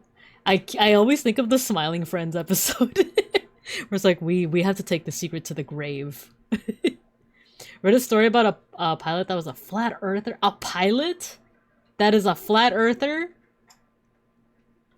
Wow, the world is really full of incredible things. Here, what is this? Eratosthenes, a Greek scholar living in Egypt around 230 BCE, knew that every June 21st, sunlight fell directly down a well at Syene, now Aswan. Erecting a pole in Alexandria some 800 kilometers... What the hell is a kilometer? To the north, he measured the angle of the pole's shadow at its high noon. Geometry told him that if the well and the pole were extended to meet at the center of the earth, the two lines would form the same angle. Both would be 1/50th of an entire circle. Multiplying 50 times the distance from the pole to the well, he came close to the earth's circumference of about 40,000 kilometers. So it's about a mile? I don't believe that. I've never heard of kilometers in my life. as a humble Bear American.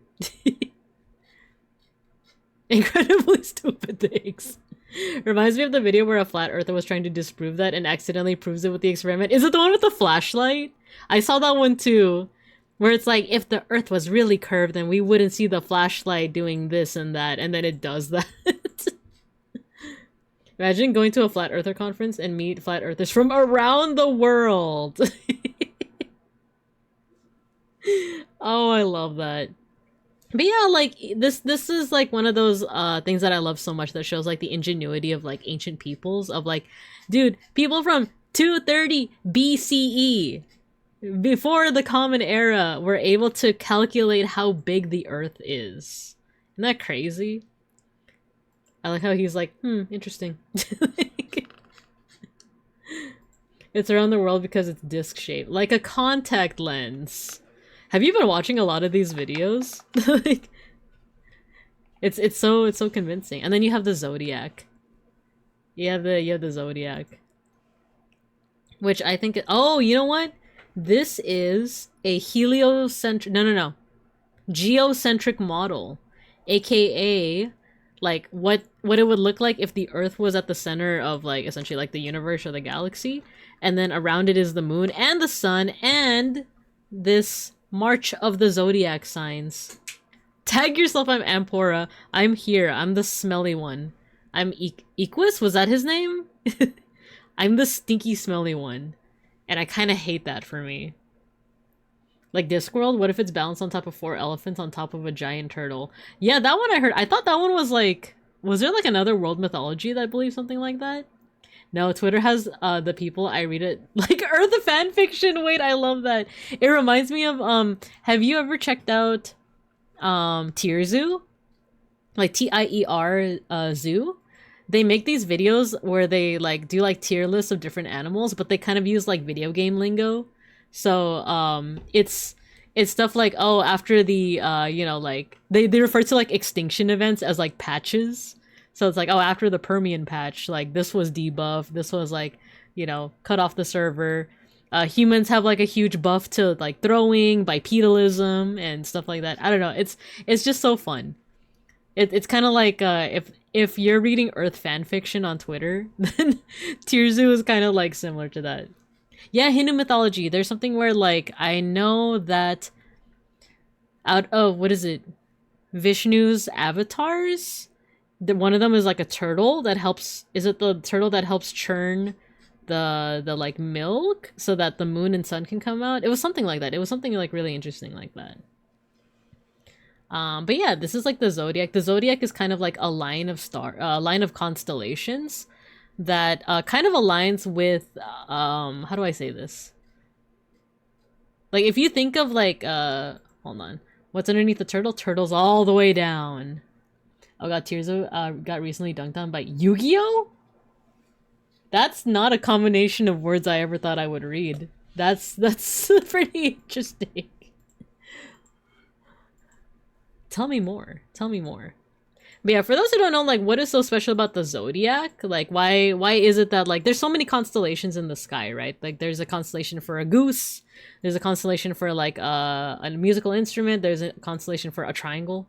There's a constellation for, like, a hawk. How come none of us are born under the sign of, like, the hawk or the whale or the goose, right? It's because, like, the 12 constellations that make up the zodiac are kind of like in line with the path of the sun in the sky. So like when people say that like, oh, you're like a Sagittarius or you're a Gemini, it means that like when you were born, the sun was over the constellation of Gemini. However, and a lot of people like recycle this like news article every like 5 years or so. So much time has passed and like the stars are always moving independently of like, you know, us. That like the zodiac is actually kind of like off by one constellation, if that makes sense.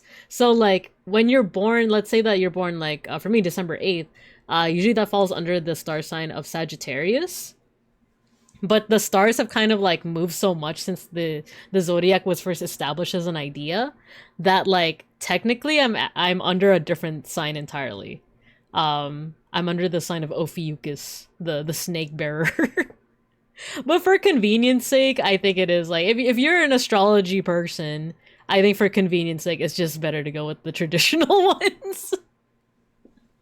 Yeah, so I find astrology very interesting alongside astronomy, but it is like a lot of like if you believe in this, just know that there's a lot of complications with this.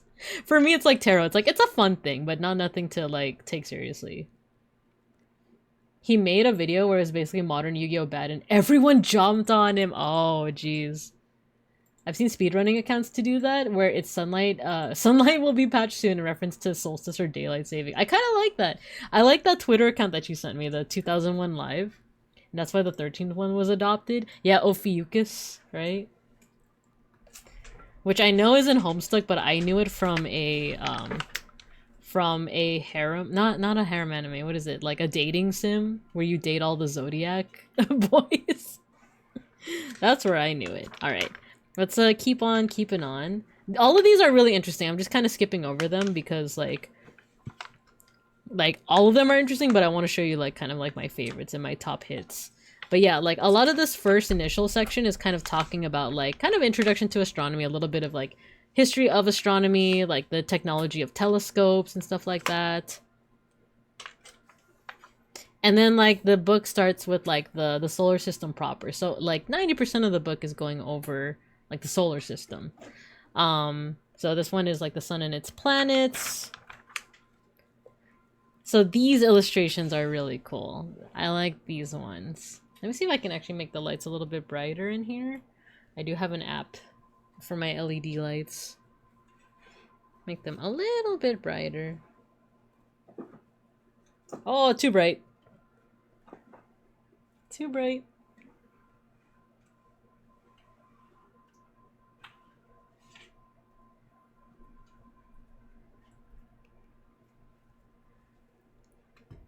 Alright, give me a second.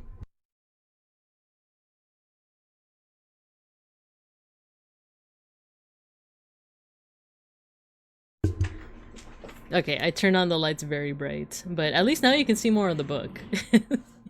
So this is a cool illustration that I liked as a kid. This is basically like the timeline of our solar system, like how it was formed. So like it started out as just basically like a huge ball of gas. Well, not even a ball of gas, just like a collection of different like gaseous material. And then like, let's see, there's even like a caption over here.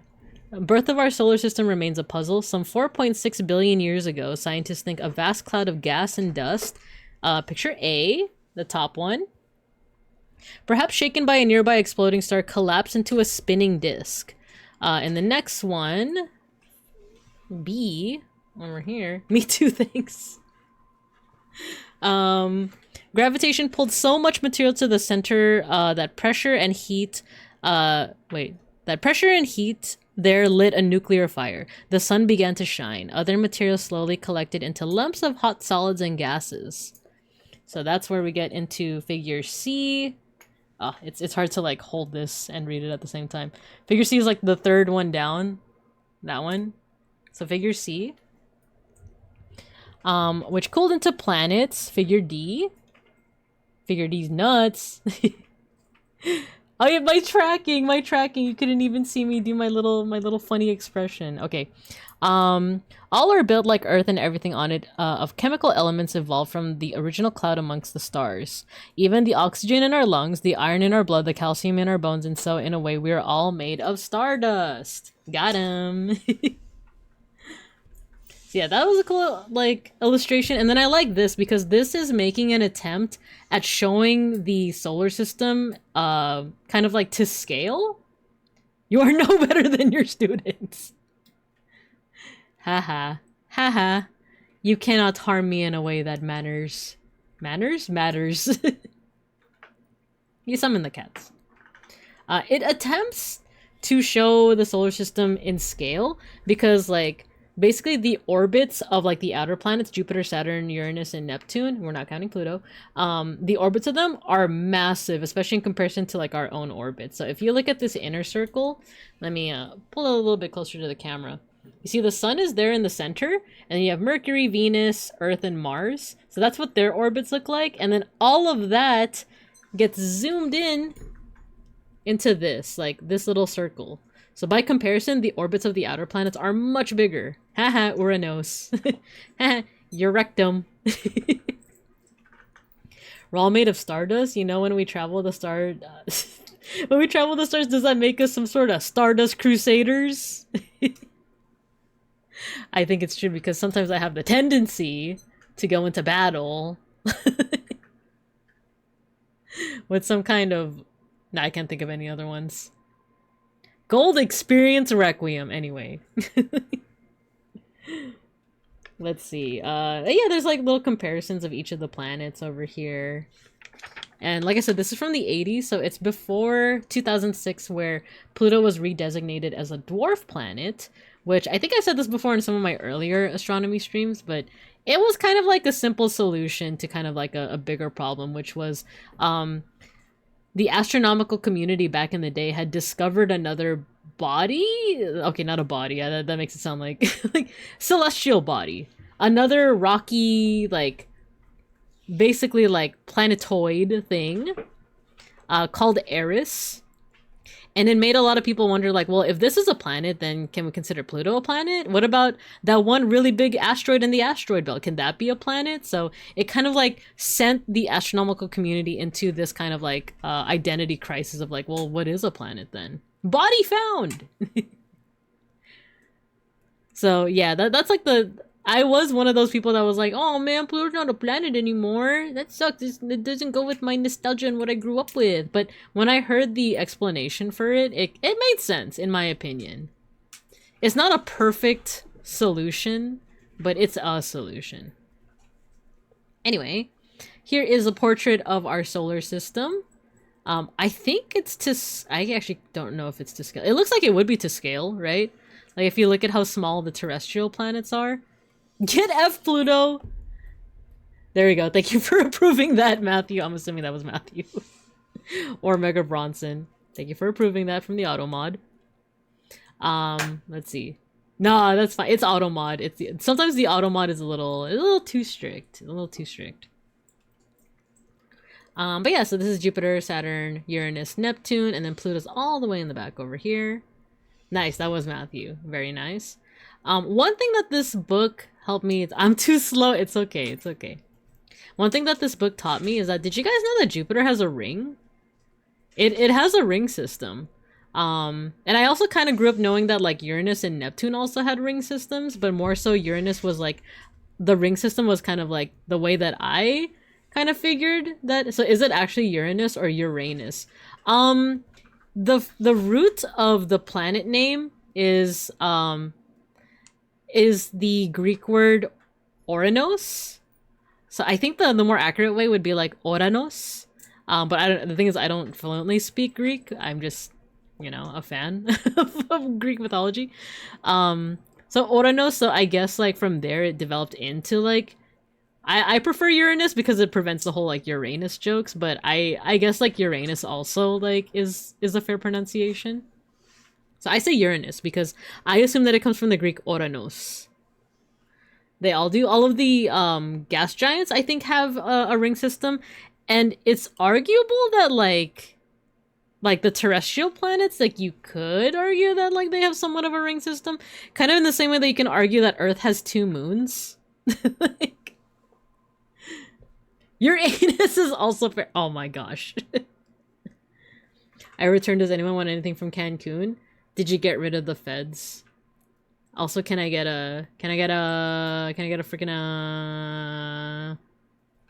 a Sprite? And they were Roman. I thought they were Roman. Oh. I think Oranos is still, wait. Now that has me curious. Let me get like a little bookmarker. Here we go. No, you get Mexican Coke? That's just as good. Now this has me curious. What is the origin of Oranos?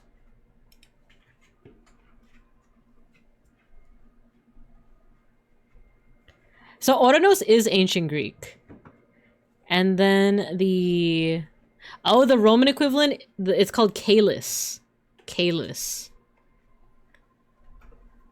I'm just looking at Wikipedia. And it says that both pronunciations are fine. You could say Uranus, you could say Uranus. I'm in Mexico and you asked for a Sprite? I'm craving Sprite. I haven't had a sweet treat other than that coffee candy in like a minute. I thought you were making a they were roommates joke. And they were roommates. And they were Roman. Potato, potato. Tomato, tomato. But yeah, so I do believe all of the gas giants have a ring system. And then the ring system helps like to show that Uranus is kind of on its side. No, it's just potato. How dare you? Let's see, what else? Yeah, so like Jupiter has a ring system, but it's very faint in comparison to like Saturn. Saturn's ring system is like humongous, you know, among us. Weird how half of the planets are Greek and the others are Roman. I think Mercury is Roman, Venus is Roman. Actually, what is the etymology of Earth? Right? Is that like just like Old English or something, or Germanic? But there's Earth because we don't call it Gaia, right? And we don't call it Terra, because those would be like the Latin and Greek terms for Earth, either Gaia or Terra. But Mars is Roman, Jupiter's Roman, Saturn's Roman, Uranus, yeah, that is Greek. And then Neptune is Roman. So almost all of them are Roman except for Oranos and Earth. Yes. Isn't Mercury Greek? No, Hermes. Hermes is the Greek name. Bear with her, she's yapping about space or something. I'm always yapping about space. Yeah, I think it's just Oranos and it's just Uranus and Earth that are not Roman in etymology. But yeah, you have your fart monsters over here from Titan. What did you guys call it? The fart rats or the like in Hercules? Yeah, Hercules. Yeah, I do like these little like fart rats of Titan over here, and the little salamanders They're called stove bellies. Hermes is the little gay one. Yeah, he's like blue. I feel like he's in Hercules. I feel like he's based off a celebrity, right? Is it like Bing Crosby or something? He has to be based off like a celebrity. It's like too specific of a character design, you know? Here's some Jovian aliens right here, you know, because they're from Jupiter. Personally, I think the orbit of Karen and Pluto is romantic. Yeah, Zako, I watched a video recently that talks about like Karen and Pluto, and it's like, man, Karen should have been named Persephone or like Prosperina or something to make it a little bit more thematically accurate. But I saw that video that's talking about like, that's so romantic. They kissed and then they separated and then they orbit each other in a little dance, right? For those who don't know, like Pluto has a moon called Karen.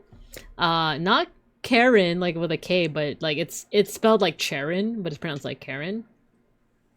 And the two planets, or sorry, the moon and its planet, they don't, like, the moon doesn't orbit around like Karen doesn't orbit around Pluto as much as they both orbit around a center, because their like gravity or like their mass is like equal enough that they kind of like are almost like dancing around each other. It's very cute. It's very romantic. But Karen has a sick boat, that's true. That's why Pluto has a dent, yes, because they kissed. And oh my god, they were roommates. The star we know best, the sun. Yeah, take a look at that. Take a look at that typography. Take a look at this illustration with the solar flares. It is a star. Just like I had to convince my high school friend that whales are not fish, they're mammals. I do remember having to teach, I forgot who, but I had to like really convince people, someone at one point, that the star is the sun is a star. I forgot when, but I do remember having that conversation with somebody. The sun, our home star. This is another one of those cool visuals that kind of shows like what the lifespan of the sun would look like. So some stars get super massive to the point where they can become like ultra hot. They even turn blue.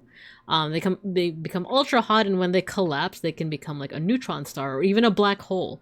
Our sun is not gonna have that fate. Our sun is started off as dust, right? Stardust, Crusaders, and then, you know, it started to develop into a sun. It's gonna stay that way for billions of years, but then eventually it's gonna run out of fuel and become what's known as a red giant.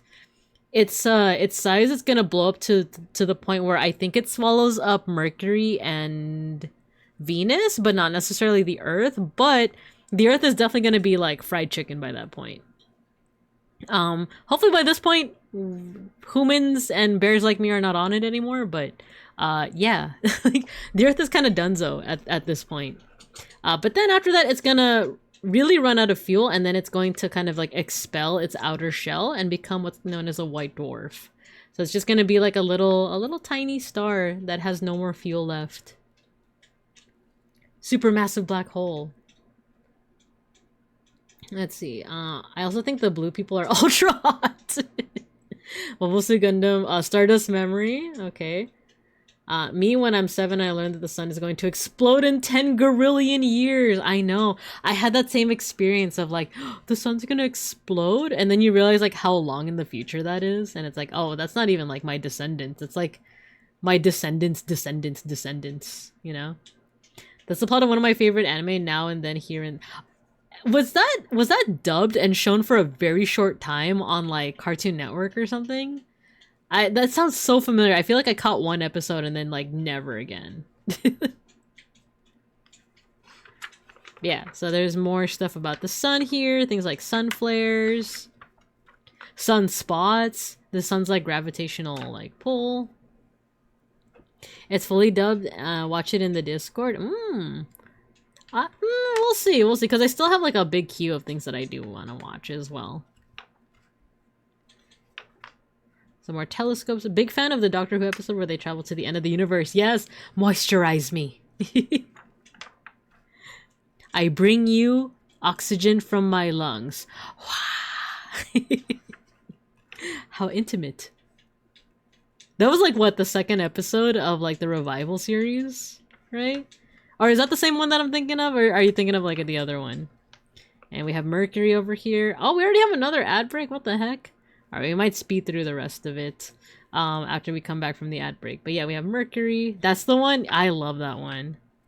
I think I like these too. There are these like illustrations of each of the like gods that represent the planets.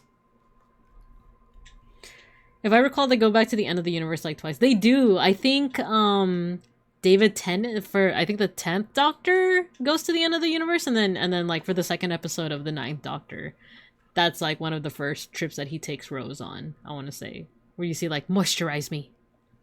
But yeah, we'll come back to this after the ad break. Let me put you guys in recess. The only thing is I do, like I said, have to cut some stamps before tomorrow, so we might just go for like 30 minutes after the ad break and then probably call it from there. So we might not get through the whole book, but we'll get through as much as we can. I just like yapping too much. That's the thing. I just like yapping too much. Alright, I'll see you guys in a bit.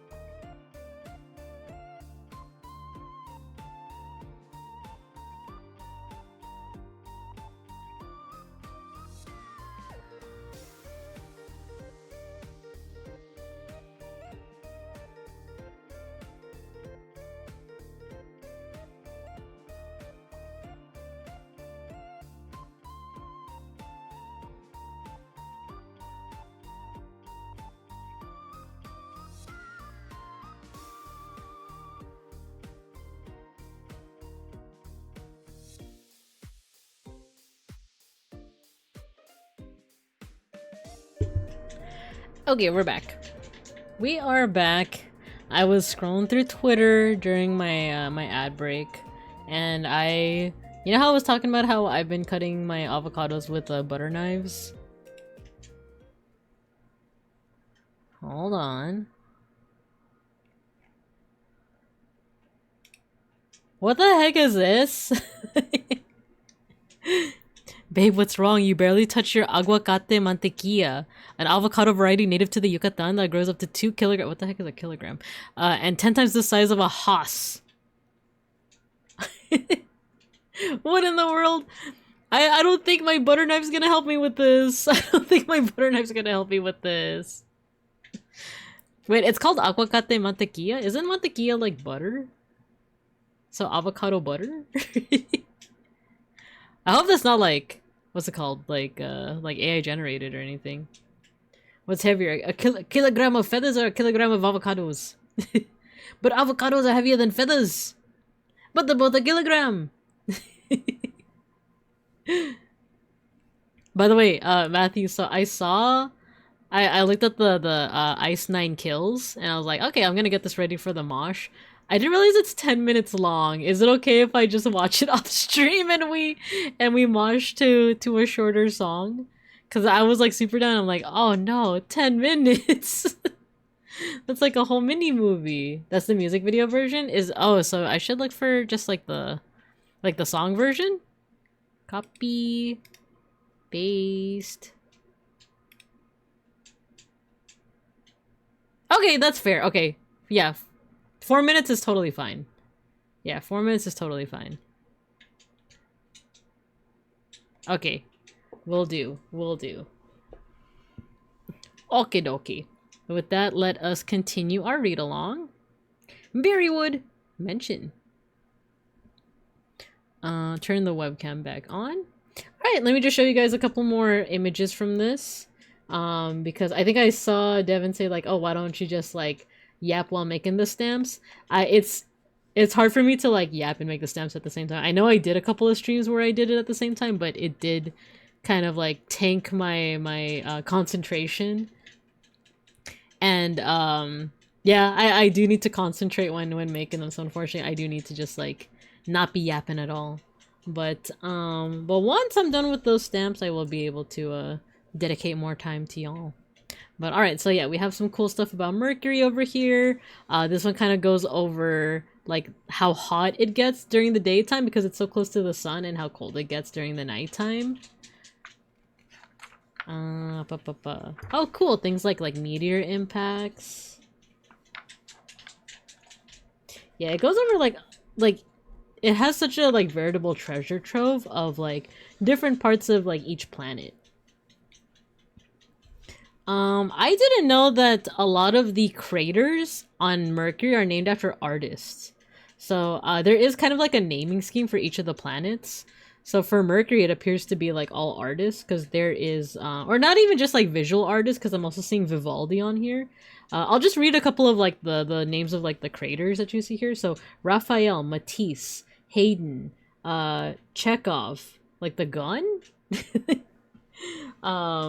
Giotto, Vivaldi, Dürer as in Albrecht Dürer, Rubens, Bronte, let's see, Goya, Tolstoy, Beethoven, Delacroix, Bach, Michelangelo.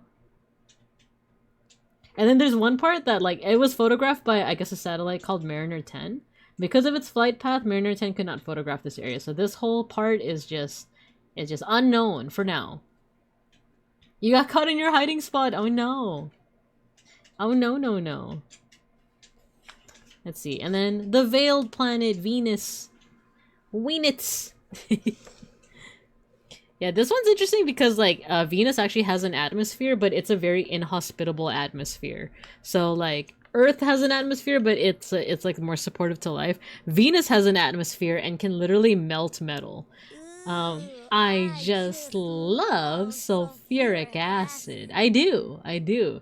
That's what's here. That's what you get in Venus. You get a lot of what I love. There was a spacecraft here. It's called Soviet Venera. It landed on Venus's surface, but it got melted within, what is this? 2 hours, which is a lot, which is 2 hours longer than I would have thought. Like, that's how inhospitable the atmosphere is. It's full of like acid rain. The temperatures are high enough to melt metal. It's kind of hellish, just a little bit. Yeah, sulfuric acid clouds. Isn't that crazy? Venus like the Digimon, exactly like the Digimon. It melts metal. Boys go to Jupiter to make them stupider. Girls go to Venus to get sulfuric acid. Oh, you know, just girlhood things. Just girlthings.tumblr.com. Let's see, we do have some features here. I don't know what the theme is. Actually, I see a couple of themes. So some of the mountains here are called, like, they're named after, like, female goddesses. So we have Hathor Mons. This is called Inini Mons, which is, like, I think that's a translation of, like, Inanna, which is a Mesopotamian goddess. Aphrodite Terra, Leda Planitia. Let's see, Lakshmi, Freya Montes. So it looks like a lot of the features on Venus are named after, like, female goddesses, I'm thinking. Venusmon can melt my metal. Chocolate rain. Some stay dry while others feel the pain. Chocolate rain. Just girly things is a blast from the past. Just girly things. I think of that one post where it looks like a duck. Wait, let me see if I could find it. Tumblr post. Duck? Like, it's someone, like, reclining backward, but it looks like a duck. I found it! I found it.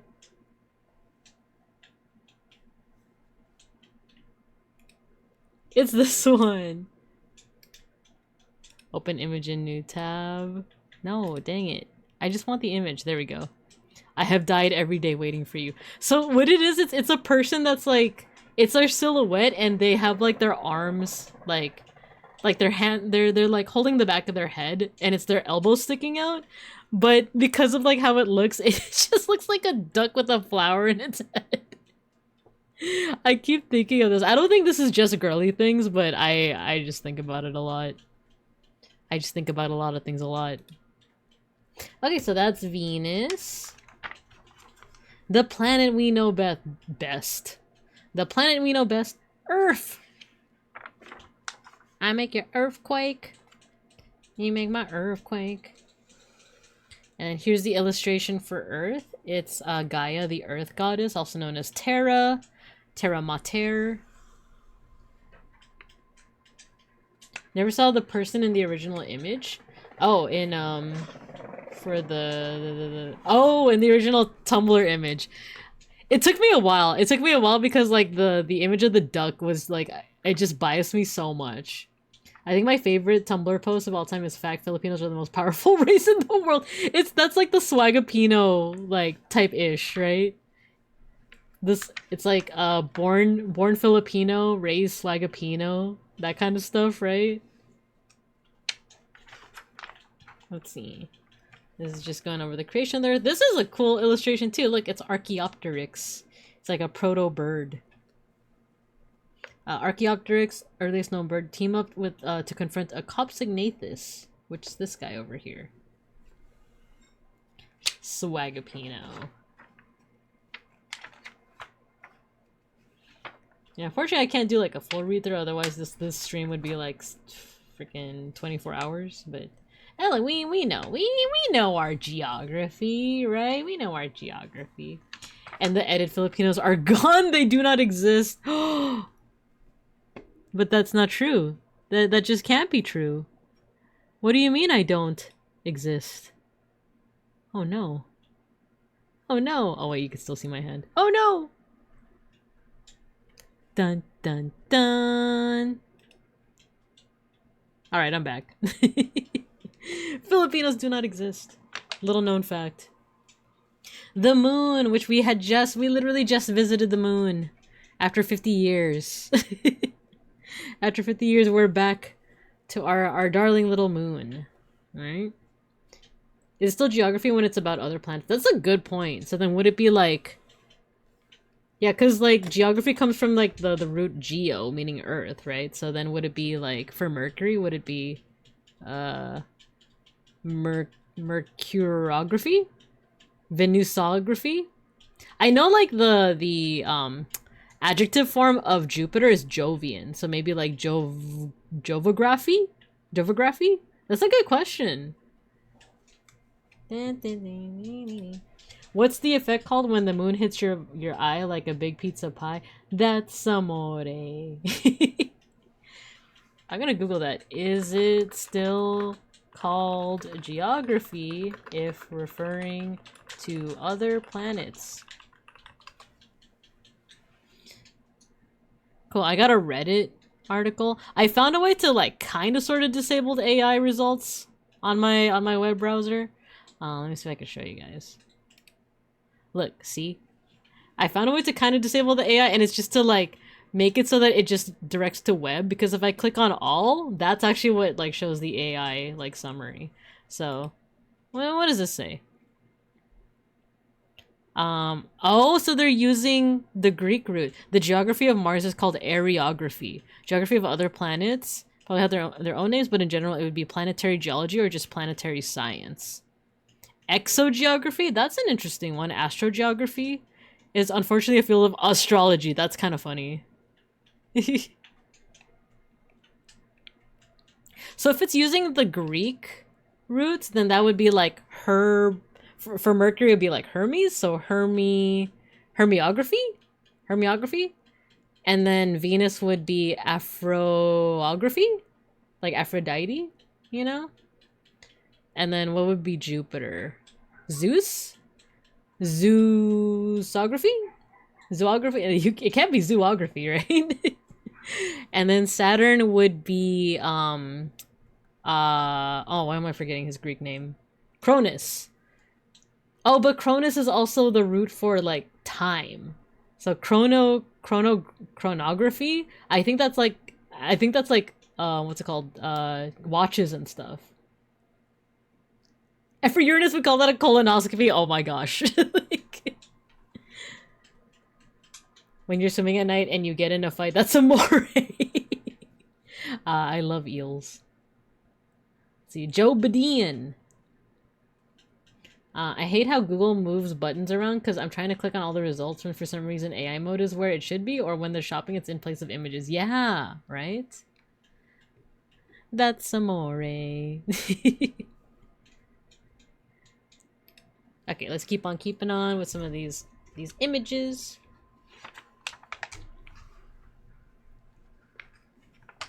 We got some pictures from some space rover stuff over here.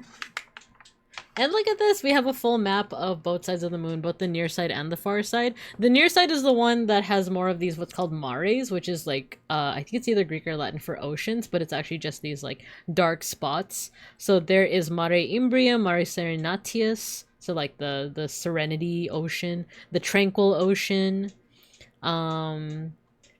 There is one that had a lot of attention during the Artemis 2 mission, and that's Oriental, Mare Oriental, and that one is more so on the far side. So, yeah, it's cool. Like, there's like cool little maps of each of the planets and satellites. The Earthrise, and now we have an Earthset video, picture to kind of like, complement this, right? The red planets, Mars. This one, I remember growing up, people would always refer to Venus as Earth's twin because they both have around the same size. But it's so inhospitable that I dare say that Mars is more of a twin to the Earth than anything. Then you have the war god, Ares. Phobos and Deimos. It has 2 potato moons, by the way. Did you guys know that? Mars has 2 moons, but they're pretty small, and they're pretty much just like captured meteorites. Phobos and Deimos. It's a glowing moment, Martian afternoon, July 20th, 1976. The Jeep-sized Viking 1 settles on the Chris Planitia, the Plain of Gold. It's just the evil twin. Yeah, just like Bart. I'm sorry, is someone mashing buttons in the background? When there's video games happening. There's video games happening. Yes, yes. Let's see, we got some pictures there.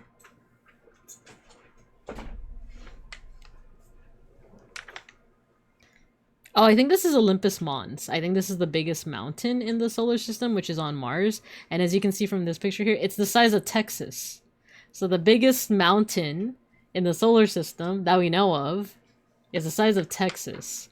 And this is kind of like a composite image of like the polar ice caps.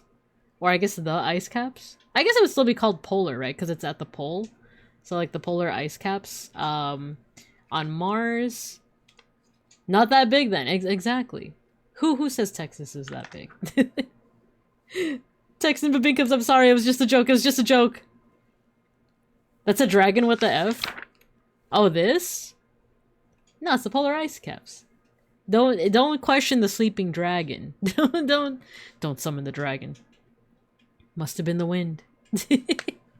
If that mountain was actually in Texas, it would be bigger. Yeah, because everything's bigger in Texas, right? Must have been the wind. Let's see, what do we... I wonder what the... Now I'm curious about, like, the naming schemes for all of the planets, because, like, the craters on Mercury are all artists or, like, musicians. Venus, it's all female goddesses. So what would it be for Mars? I think... I'm seeing, so Olympus Mons, Ascraeus Mons, Pavonis Mons, Arcea Mons. These could all be Digimon names. Claritius, Newton, Hussey, as in Andrew Hussey. Andrew Hussey has his own crater on Mars. Crazy. Is it generals? Oh, because of war. They're all Digimon. I've been to Texas. The Whataburger was smaller than the normal McDouble. Really? I don't think I've ever had a Whataburger. Is it good? Would you recommend? Hephaestus Faucier, Hesperia. Are these generals? I wouldn't be able to tell you. They might be. Because then I feel like you'd see, like, Napoleon on here, right? I'm not seeing a Napoleon here. I'm not recognizing, like, really any of these names. They could be, like, scientists. No! You wouldn't recommend a Whataburger? Tasted like Burger King? I did grow up on Burger King, though. My taste buds are pretty, you know, underdeveloped. I did like the chicken sandwich from Burger King, but I feel like those days are behind me now. They're behind me. The asteroids. You guys want to see some funky shapes? Look at this. Look at that. It's a peanut. It's a peanut asteroid. It's called Hector. This is the size of Earth's moon, by the way. This big yellow thing in the background, that's Earth's moon. And then you have the biggest asteroids are just, they're not that big. We have Ceres, Fauna, Juno, Pallas, Vesta, Psyche, Davida, Letitia, Unoma.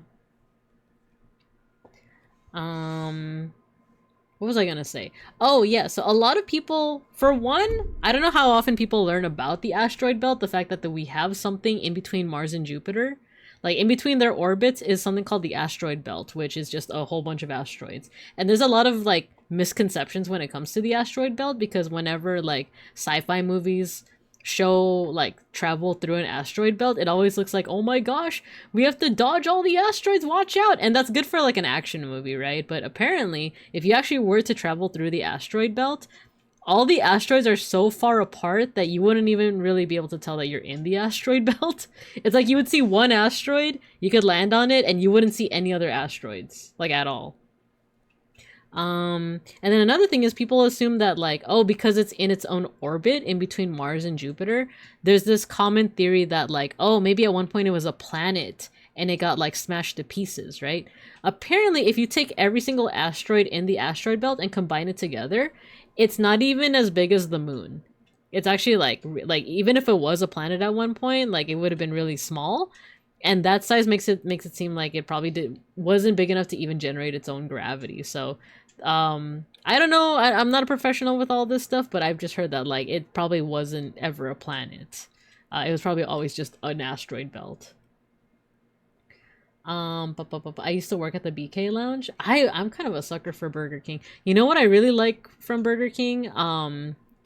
The chocolate sundaes.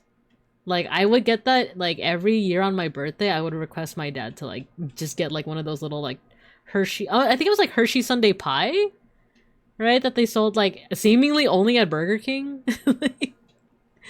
Like, I would request that, or There's this place for my non-Californians. There's this place called Yoshinoya, which is kind of like Japanese American, like Americanized Japanese food, and they have like a strawberry shortcake, like slice that they would give for dessert, and that was another thing that I would like request on my birthdays. Either the Hershey chocolate sundae pie from Burger King or the strawberry shortcake from Yoshinoya.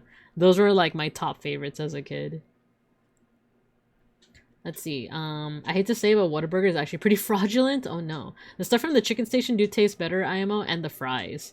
I feel like the fries from Burger King and McDonald's are kind of two different beasts that I like. Because I kind of like that Burger King fries are thicker, but there's something like, I don't know, there's something in the seasoning of the McDonald's fries that's just like, it's like crack. It's like bear crack.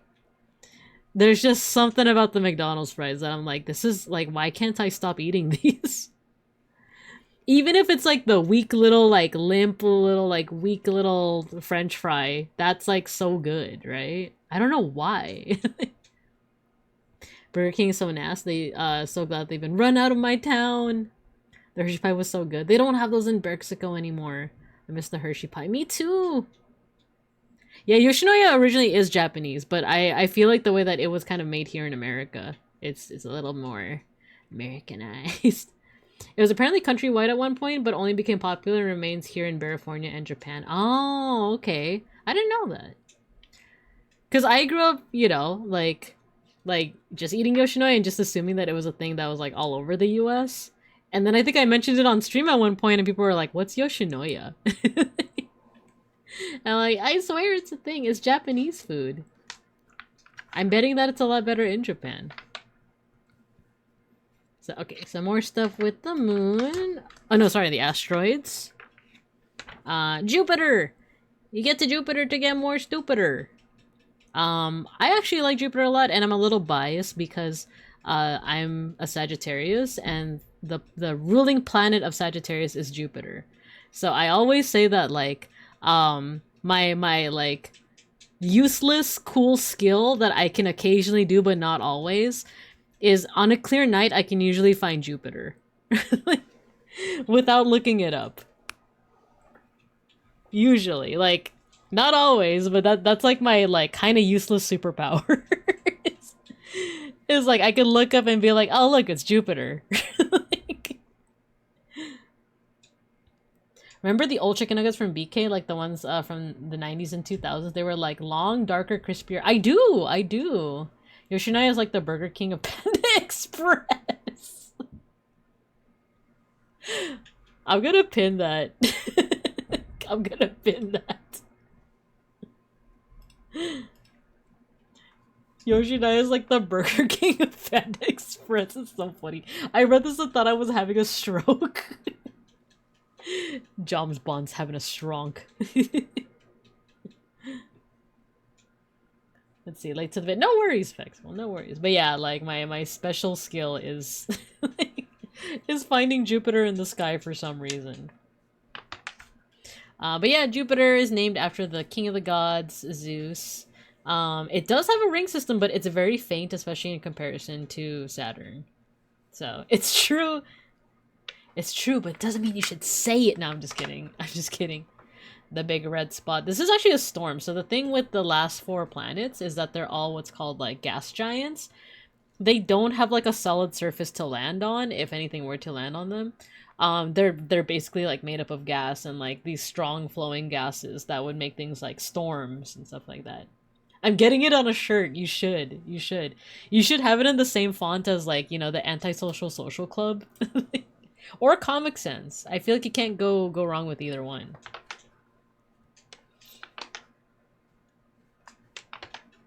Jupiter's features over here, that you have the Great Red Spot, which is a huge storm. It's about as big as 3 Earths. And that's just too big. Let's see, what else? Oh, these are the orbits of all of its moons. So while it doesn't have any features that we can name after anything, the moons of Jupiter are typically named after the many consorts of Jupiter. So you have Leda, Io, Europa, Ganymede, Callisto, Metis, and Andrestia, Amalthea, Thebe, The fact that there's so many, like, Jupiter has like 60, I think over 60 moons at this point, and you can like give them like names that all correspond to some kind of consort is kind of crazy, right? Though I do think that like the groupings of moons don't have like formal names. I think some of them are just called like, there's a group of moons in front of Jupiter called the Trojans, and then I think a group of moons in back of it called the Greeks. And then it has like its major moons are the ones with like names. I think, I'm not sure. The planet with ears, Saturn. This one kind of goes over like, oh, so it's named after Kronos, which is the father of Jupiter. And then it kind of also goes over like if you were to like look at a telescope and look at Saturn, you could actually kind of like the like degree of how you can see its what's it called? Ring changes every like couple years or so. So in 1971, you can pretty clearly see the ring system. And then 1980s, it's kind of like lined up perfectly so that you kind of can't see it. It's kind of like a thin line. And then the same thing happens in 1995. And unfortunately, this only goes up to 1995. So I actually don't know what the ring system looks like now. Let's see. What happened? It's true. I'm getting on a oh, okay. Actually super impressive that we can see these planets by eye. Yeah, so like up to Saturn, you can actually see up to Saturn with the naked eye. Uranus and Neptune were discovered much later by a telescope, but not that strong of a telescope. They were discovered in like the 1800s. So like you didn't really need like a fancy telescope to see the last two planets. However, I have been watching a lot of astronomy videos, and there's always been this rumor of like there being like a planet 9, not Pluto. But when Pluto was a planet, people would call it like planet X or planet 10. But now that Pluto's not a planet anymore, people have started calling it planet 9. But its orbit is so huge that it's like way beyond like the sun. It's just known as a planet because it happens to orbit around the sun. My meme brain immediately thought of Uranus and Kronos as in Babinka's eating her cub. No! I would never eat you guys. Oh yeah, and by the way, so like Jupiter's moons are all named after the consorts of Zeus. Saturn's moons are all named after the Titans. So you have Dione, Rhea, Hyperion, Janus, Epimetheus, Prometheus, Pandora, Atlas. So all the Titans. Remember the Titans. These images are so cool. The world on its side. Planet X is actually an alien ship. For real, for real. There you go. Hello, Sir Elric. Planet X sounds like a kind of world building setup that a wild sci-fi would use. Janus, my beloved. It's funny. I know a Filipino guy. I know a bunch of Filipino guys with like mythological like names. Because I feel like lots of Filipinos like having like unique names. So I remember knowing a person named Perseus, and then I briefly met a person named Janice. So I always think of like those two when it's like, oh, super unique names named after like mythology. Yeah, hello, Sir Elric. Yeah, it does kind of like Planet X does sound like, it sounds like something you'd see in like kind of a like campy like 60s movie of like, they came from space, they came from Planet X. Do. Unique names like Moon Unit Zappa. Let's see. Oh yeah, so Uranus is an interesting one because it's on its side. It's like rotating on its side. It's kind of hard to like say it, but it's like or it's like going around the sun on its side. It's kind of wild to think about. And I didn't really quite understand it until I saw like its ring system. Because normally, like if you compare it to Saturn, like the rings are horizontal like this, but for Uranus, it's vertical. Zoomer Filipinos will play FGO for 5 years, have a kid, name it Edmund Dantes. Haha, the joke is that Edmund Dantes is a pretty normal name. Joke's on you, I'm gonna name my future cub Moon Cancer. Like, Moon Cancer, what's her name? Kiara Sashoin. I never thought of that, but actually the ring spin correlation makes so much sense. Yeah, it's basically like rolling on its side as it goes around the sun. But also like the way that artists will portray the rings. By the way, this is Oranos, the sky god, father of Kronos. Sometimes people will not display the ring system for Jupiter and Uranus, and I don't know how visible the ring system is for Neptune, but Saturn is always depicted with its rings, always. Name your kid Rodin or Vesper. Vesper actually is like a nice name. Like, I have considered it. Because it's also like a unisex name, isn't it? Vesper?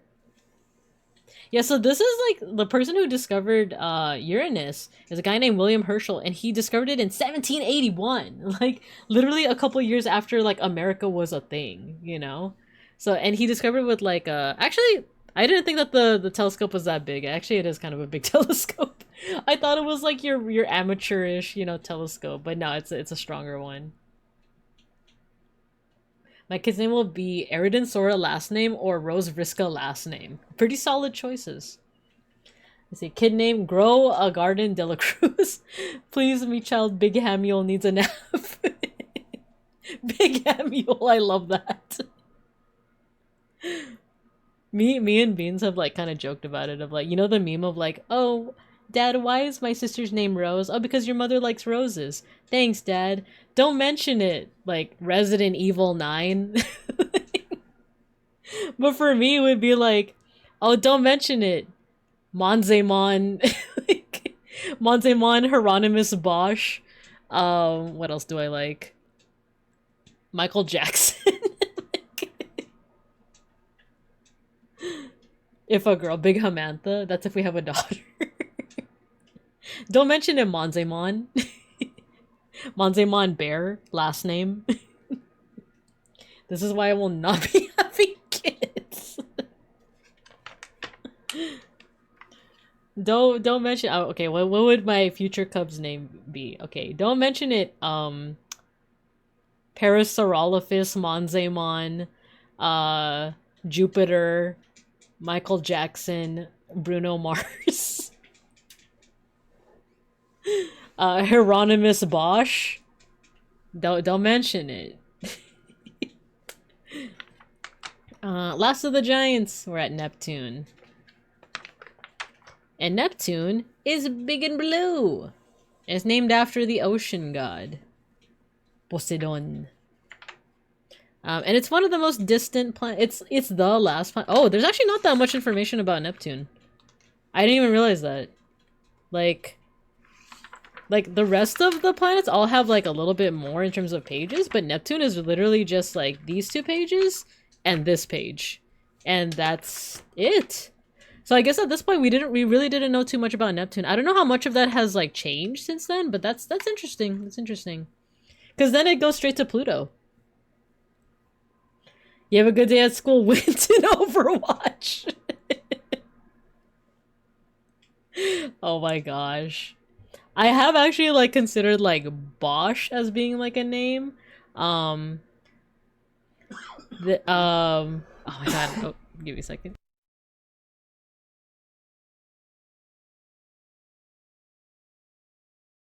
Alright. All is good. Beans is just dying in the background. It's fine. Yeah, I was like, oh, Bosch would be an interesting name. It'd be a unique name, but I feel like I always think of like it's like the Homer Simpson, like what that episode of The Simpsons where they're naming Bart for the first time, and he's thinking of like how could kids like tease a kid, or sorry, how could kids tease someone else for their name, right? And part of me is like, oh, would like Bosch be like a good name, you know? I'm so proud of you, Examon Emmett Selk. Little Bosch Bear's gonna get so bullied. No, not Bosch Bear. Have a good day, Amro. Dad, my name is Hathaway. That's insane. Alright, so last planet that is no longer a planet, Pluto, and it's the subtitle here is a double planet because of its moon, Charon. Oh yeah, and the discovery of Charon's interesting because like the photos of Pluto would all have this mysterious bulge, and a lot of the astronomers at the time, they thought that it was just an error. They thought that like it was like a faulty photograph. But then they would follow like the shape of the bulge, and it would actually look like an orbit around Pluto. So that's when they finally kind of figured out that like, oh, this is a moon. Like this is a moon that's like orbiting around Pluto. And actually, that's not true either, because Charon is actually not orbiting around Pluto. They're both orbiting around what's called a barycenter. So they're both kind of like Pluto's orbiting around this, and Charon is orbiting around that barycenter as well. Yeah, the follow the shape of the bulge exactly. Murkrow Chonk, get in here and finish your homework. Monzemon Numemon, you get in here right now and you throw out the trash.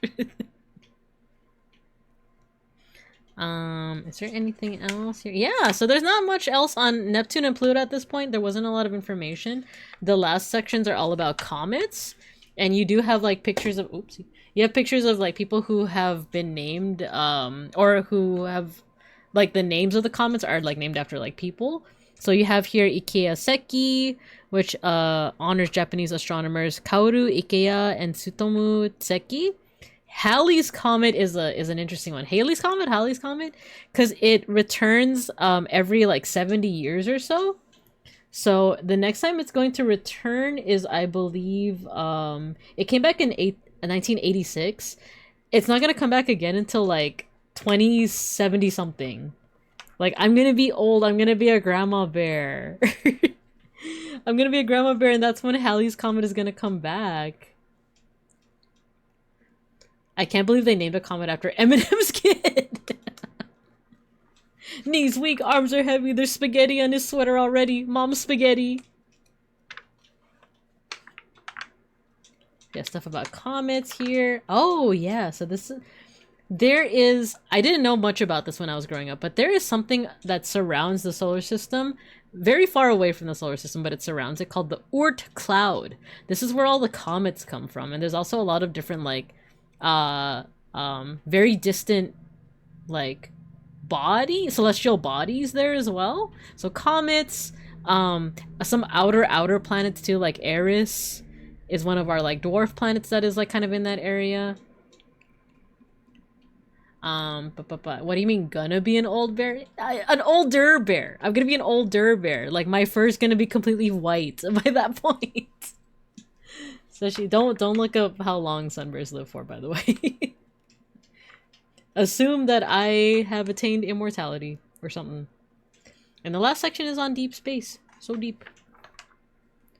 So this is kind of like a cool timeline of like, you know, the Big Bang to the present. But where do we go from here, right? Stuff on like constellations. How the constellations are going to change over time, because the constellations are just how like a bunch of different disparate stars appear to us on Earth. So those stars are all moving in their own directions, little by little. Well, not little by little, but like we're not really like seeing it, because the changes happen in like the course of like hundreds of thousands of years. So for example, this is how the Big Dipper looks, and you'll see how it changes over time. Pretty interesting stuff. Attain immortality by devouring her cubs. No! What are these allegations? Just like Kronos. These allegations. And I think this might be the last thing I'll leave you guys off on. No, actually, there's a couple more really cool illustrations. So this little dot here is the sun in comparison to a red supergiant star called Betelgeuse, also known as Betelgeuse, also known as Betel. Geese, Gavis Betel from Hollow Stars is named after this star. So Betelgeuse. Born too late to explore the world, born too early to explore the cosmos, born just in time to learn about space from a sun bear. Exactly. Exactly. This is like comparing my height to everyone else. Like, the red supergiant is everyone else. I know him from ReZero. Oh yeah, wasn't that the green guy? I need to like rewatch. I need to rewatch ReZero because I remember trying to watch season 2 and so much time had passed that I forgot everything. I forgot everything. I was like, I don't remember any of the story anymore. And then this picture is the life cycle of a star. So they are born from like big blobs of gas. They start to form through like gravity coalescing around them. And then, like I said, eventually, if they are not massive enough, they eventually shed away their like outer shell and they become a little white dwarf. But some are so massive that they can become black holes or neutron stars. Yeah, so this is like an example of a black hole here. This is before we kind of like had that visualization of how like black holes look nowadays. But yeah. Pretty interesting stuff. Yeah, galaxies and such. Very cool illustrations all around.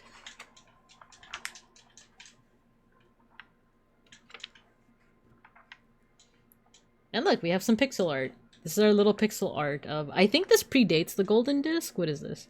If intelligent beings are out there, maybe they will learn about us someday.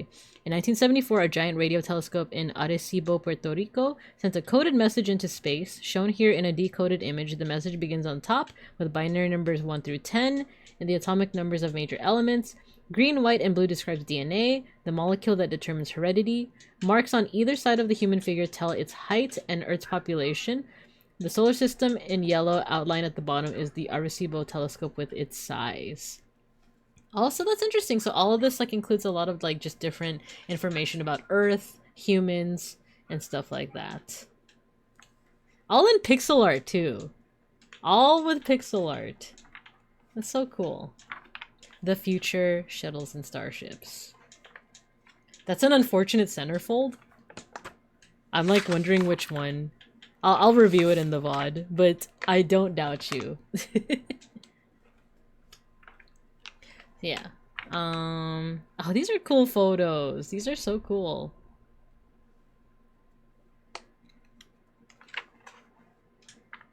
And some future illustrations. And the future in general. The future of space travel. Spice? The last place uncorrupted by capitalism.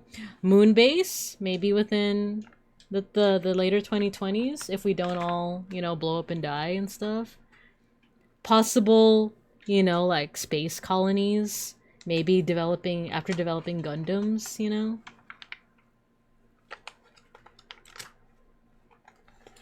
And I think that's it. Yeah, the rest is just like a timeline. Moonbase Alpha mentioned. Centerfold, like the JoJo character. A-E-I-O-U.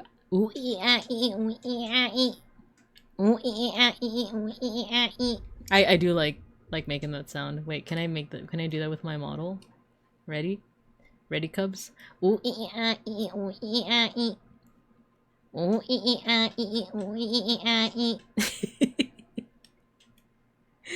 That should be a redeem, huh? I do need a day to just work on redeems, because you guys have given me so many ideas, but I just need time to, like, actually make them.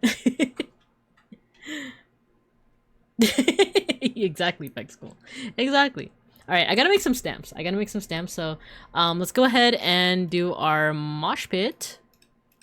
Thank you for tuning in to this short read-along that was really more of an art appreciation of just like, ooh, look at this picture. Isn't this a cool picture? Look at that picture. She just said some gamer words in glorp. No, it's the cat. It's the cat. The cat meme. Alright, so wait, what the? I'm supposed to deactivate that. Activate? Deactivate? Hello? The Kyun, start running your way. The Kyun, heart's racing with you. Wait, put that phone away. Okay. Let's go ahead and mosh. Let's do our end of stream mosh for any new students that are lurking or wandering about. We have an end of stream tradition, which is our end of stream mosh pit. All you gotta do is I'm gonna go ahead and play some music. Once you hear the music, go ahead and start spamming your favorite emotes in the chat. And I'm gonna make your little stream avatars fight each other. There's no correlation between how many emotes you spam and who wins the mosh pit. It's RNG and it's not rigged. And it also helps me decide on who we're gonna raid into. So once you hear the music, get to moshing. Alright, and we're gonna listen to the recommendation from Matthew. Hold on. Is it me or did there used to be a phone model with that as well? There used to be. It's not loading up. I don't know. It's like kind of glitching. It's glitching. I don't know why it does that, but yes, you are right. There did used to be an actual phone attached to that GIF. Alright, once you hear the music, get to moshing.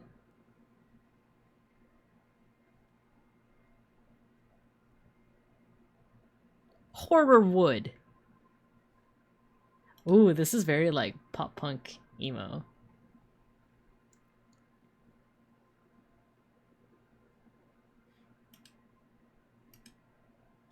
No phone, cause no phones allowed in class. Exactly, exactly. Get to moshing.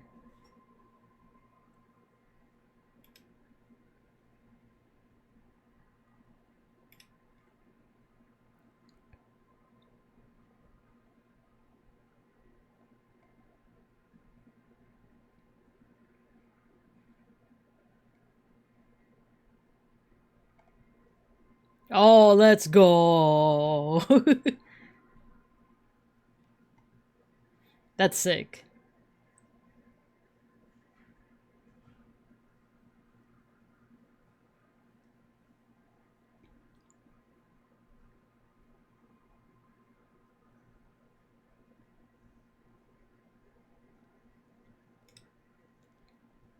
This is so sick.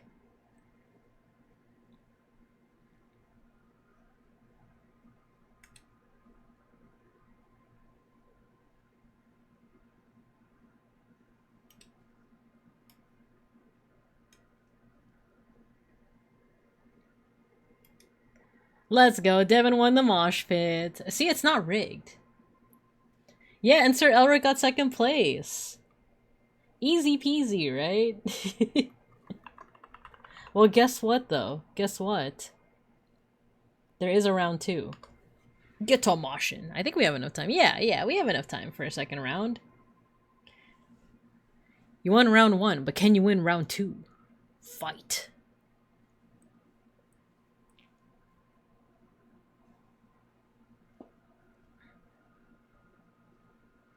This is so sick. This is like real moshing music.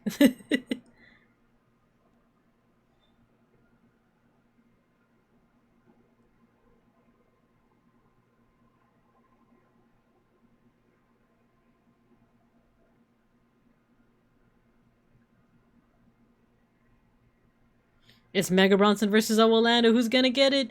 Orlando's gonna need a med kit. Oh, and it goes to Mega Bronson. All Ice 9 kill songs are all based off of horror movies. Oh, cool, cool. If it's not rigged, I'll win round 2. Let's go. Let's go. See, we got 2 different winners for the mosh pit. That shows that it's not rigged, you guys. It's not rigged. Mod win? Definitely rigged? No! It's not. It's not. You guys are just saying that. You guys are just super saying that. Nah, I don't think we have enough time for another round. I don't think we have enough time for another round. So just vibe. Just vibe with the... Ooh. That's good. I like this. I like how this how this sounds. By the way, I do know who we're gonna be raiding into. We're gonna be raiding into Sky Limit.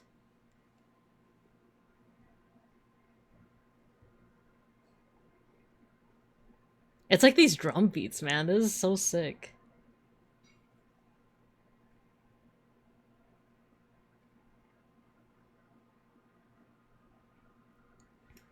Yeah, that is the mod message. There you go. Or sorry, the raid message. Oh, wait, no! Stop it! Okay. So tomorrow we're going to be doing more art appreciation. So if you have a piece of artwork that you want me to take a look at, you know, feel free to drop it in our Discord in the art appreciation channel. I do have a queue already going, but yeah, it should be fun. So I'll see you guys tomorrow for some art appreciation, and then also tune in on Saturday morning because we do also have a collab with Folk. We're going to be appreciating some steamed hams. All right. So let's go ahead and raid into Sky Limit.